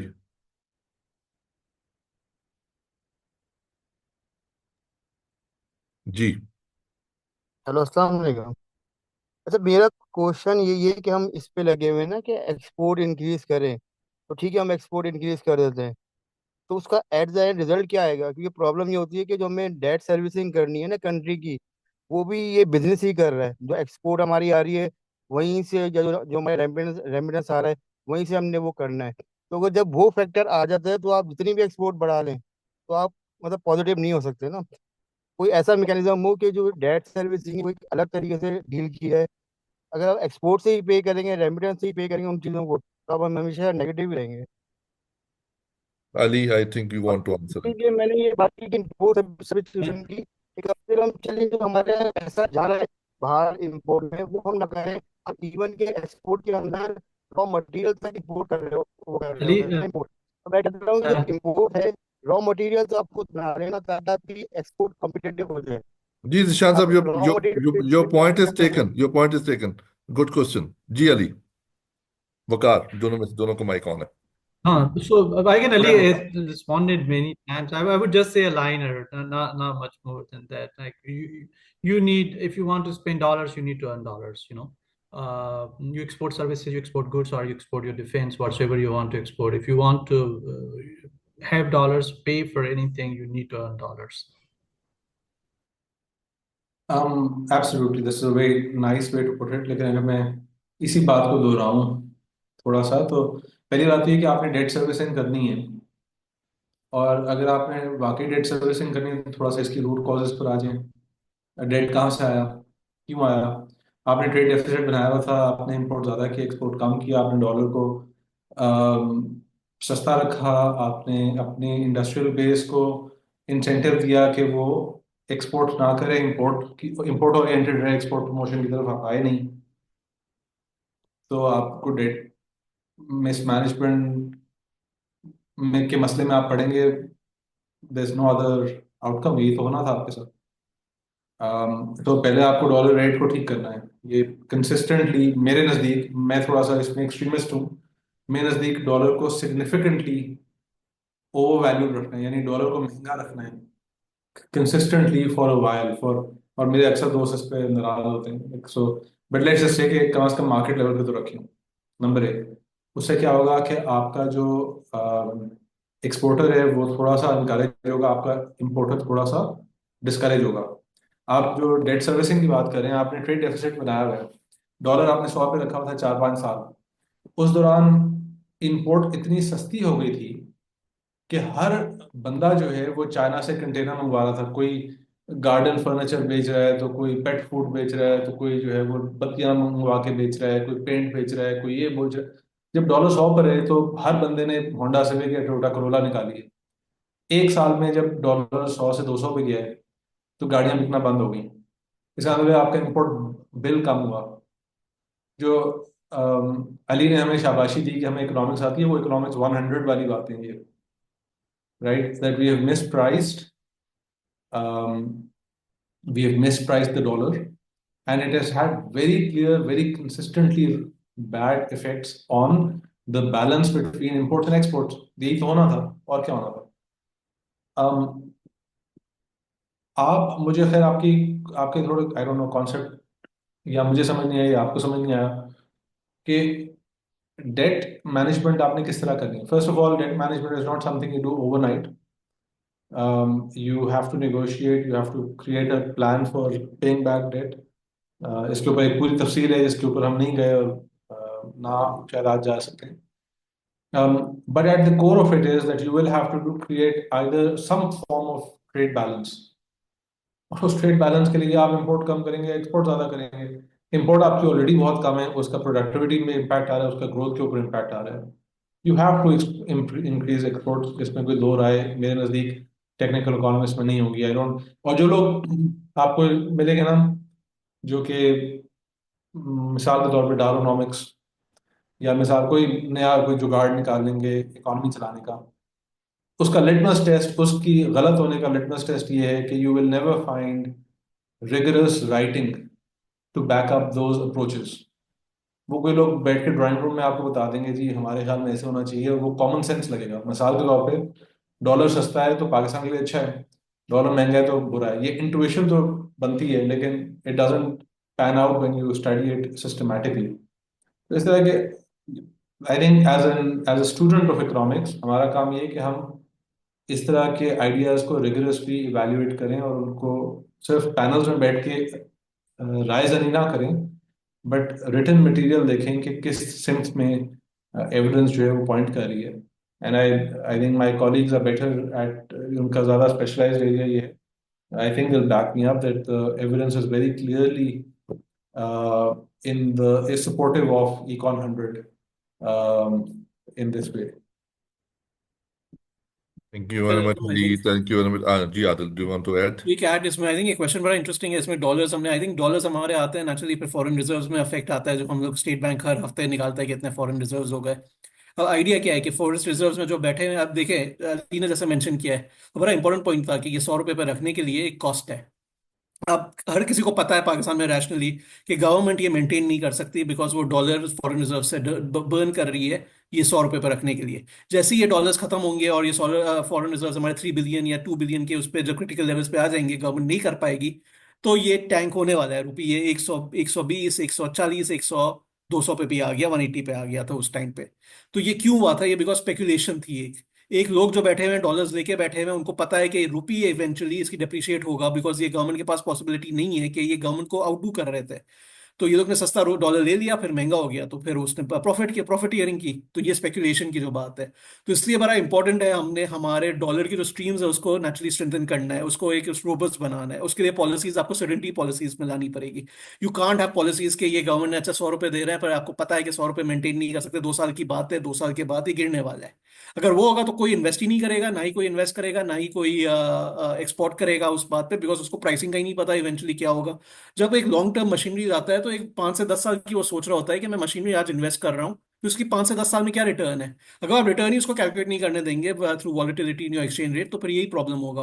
तो दैट्स वाई आपको एक करना पड़ेगा, इस तरीके से एक मैकेनिज्म लेके आना पड़ेगा कि देखिए 5% हमारे डिप्रिशिएट होता है, 10% डिप्रिशिएट होता है, इन्फ्लेशन से हम मैच करते हैं। तो वो अगर हमारा डिफरेंस है तो हम उससे कर रहे हैं, तो एक पॉलिसी एक हो गई, क्रेडिबिलिटी हो गई उस तरीके से। तो लॉट ऑफ थिंग्स इसमें सोचनी पड़ती है। आई थिंक बहुत से जो सवाल आ जाते हैं, लेकिन एक मेंटेन करना कि गवर्नमेंट को जो इंटरवेंशंस करती हैं, स्पेशली रुपये सस्ता रखने का, वो बड़ा ही इनके लिए बड़ा इशू एक हो जाता है at the end of the day. Thank you, Adil. Thank you very much. I think it's 9 p.m. almost. Irfan, I think we'll close the conversation, the program. क्योंकि अभी चल रहा था, अभी बहुत सारी बातें आगे निकल सकती हैं। आई थिंक इट्स इनफ आज के लिए। Then we will have all the three panelists again in some webinar. किसी ग्रोथ शो पे इनको बुलाते हैं, मुझे लग रहा है इनको ग्रोथ पे काफी इंटरेस्ट होगा। Because it is when rent seeking पे बड़ा मजा आएगा, क्योंकि सब्सिडीज हम देते ही, वो कहते हैं ना कि हम आटे के ऊपर 10 रुपए सस्ता करते हैं, लेकिन जो उनके प्रोड्यूसर्स हैं उनको अरबों रुपए हम दे देते हैं, which is economic rent, which is अपने जानने वालों को बहुत अच्छे तरीके से हम रेंट सीकिंग करवा रहे होते हैं। And then they spend that money in Dubai, Europe, and they are not going to invest in Pakistan. So बहुत बहुत शुक्रिया आप तीनों का, बहुत मज़ा आया। अभी I think we will do it, these kind of program, more programs। Pakistan economic forum तो है ही है। इरफान तुम माइक ऑन कर ले, डॉक्टर तो बन गया है। अल्हम्दुलिल्लाह। आज जी, थैंक यू। आज तेरी मैंने टांग खींची नहीं, मुझे याद आया end of the program. And आपका ओवर वो टू यू। इंटरनेट जो डिस्टर्ब था, तो मुझे उसका फायदा उठाना पड़ गया। आ, ठीक हो, ठीक हो। आ, बहुत ज्यादा मजा आया। Thank you. 2 घंटे का सेशन, ये सेशन कम था, और जैसे डॉक्टर अली हसनैन साहब एक जिस टीचर क्लास में खड़े होकर पढ़ा रहे थे, तो आई थिंक ये पूरी तैयारी करके आए थे कि आज मैंने वो सबको पढ़ाना है। तो इस रियलिया मतलब ये लग रहा था कि एक वेल प्रिपेयर होके आए हैं। और अ, जब लास्टली मेरी डॉक्टर वकार वधू साहब से बात हुई, मैंने कहा डॉक्टर साहब ये सेशन करना है, तो मैं थोड़ा हेजिटेट हो रहा था। मैंने कहा हर बंदा वो ट्रम्प इकोनॉमिस्ट बन गया है, और टैरिफ इकोनॉमी से एक नई अब जिस तरह आ चुकी है, तो सब इस पे बोल रहे हैं। तो डॉक्टर वकार साहब ने कहा इरफान वाई नॉट, करना चाहिए। तो मैंने कहा then can take to doctor Ali Hasnain sahab, और उनसे बात हुई, और डॉक्टर अली हसनैन साहब तो पहले रेडी बैठे हुए थे। डॉक्टर आदिल साहब को मैंने कहा कि डॉक्टर साहब सेशन करना है, डॉक्टर साहब ने रिप्लाई नहीं किया, और मैंने इनको सेशन में ऐड कर दिया। कहता है मुझे तो बहुत ज्यादा खुशी हुई, आपने सेशन किया और इतनी जल्दी कर भी लिया। और अली कमाल को मैंने सारा प्रोसीजर बता के मैसेज किया। मैंने कहा अली कोई बहाना नहीं चलेगा, सेशन करना है और बहुत जल्दी करना है। कहता ठीक हो गया। तो it's really a very good job. बहुत ज्यादा मजा आया, और बहुत ज्यादा लर्निंग हुई।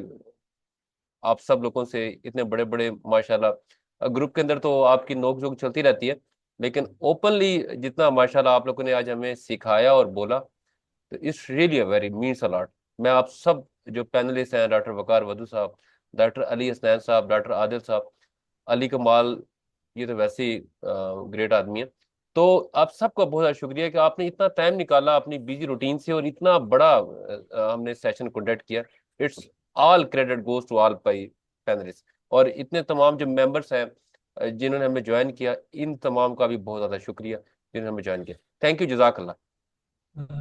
Thank you so Irfan much. बहुत शुक्रिया ये प्लेटफॉर्म Thank you. देने का और ये अरेंज करने का, बहुत शुक्रिया। और बड़ा मज़ा आया। I mean it's a different group that we interacted with, और I hope we will be in touch with you for future sessions. But thank you, and looking forward to other engagements too.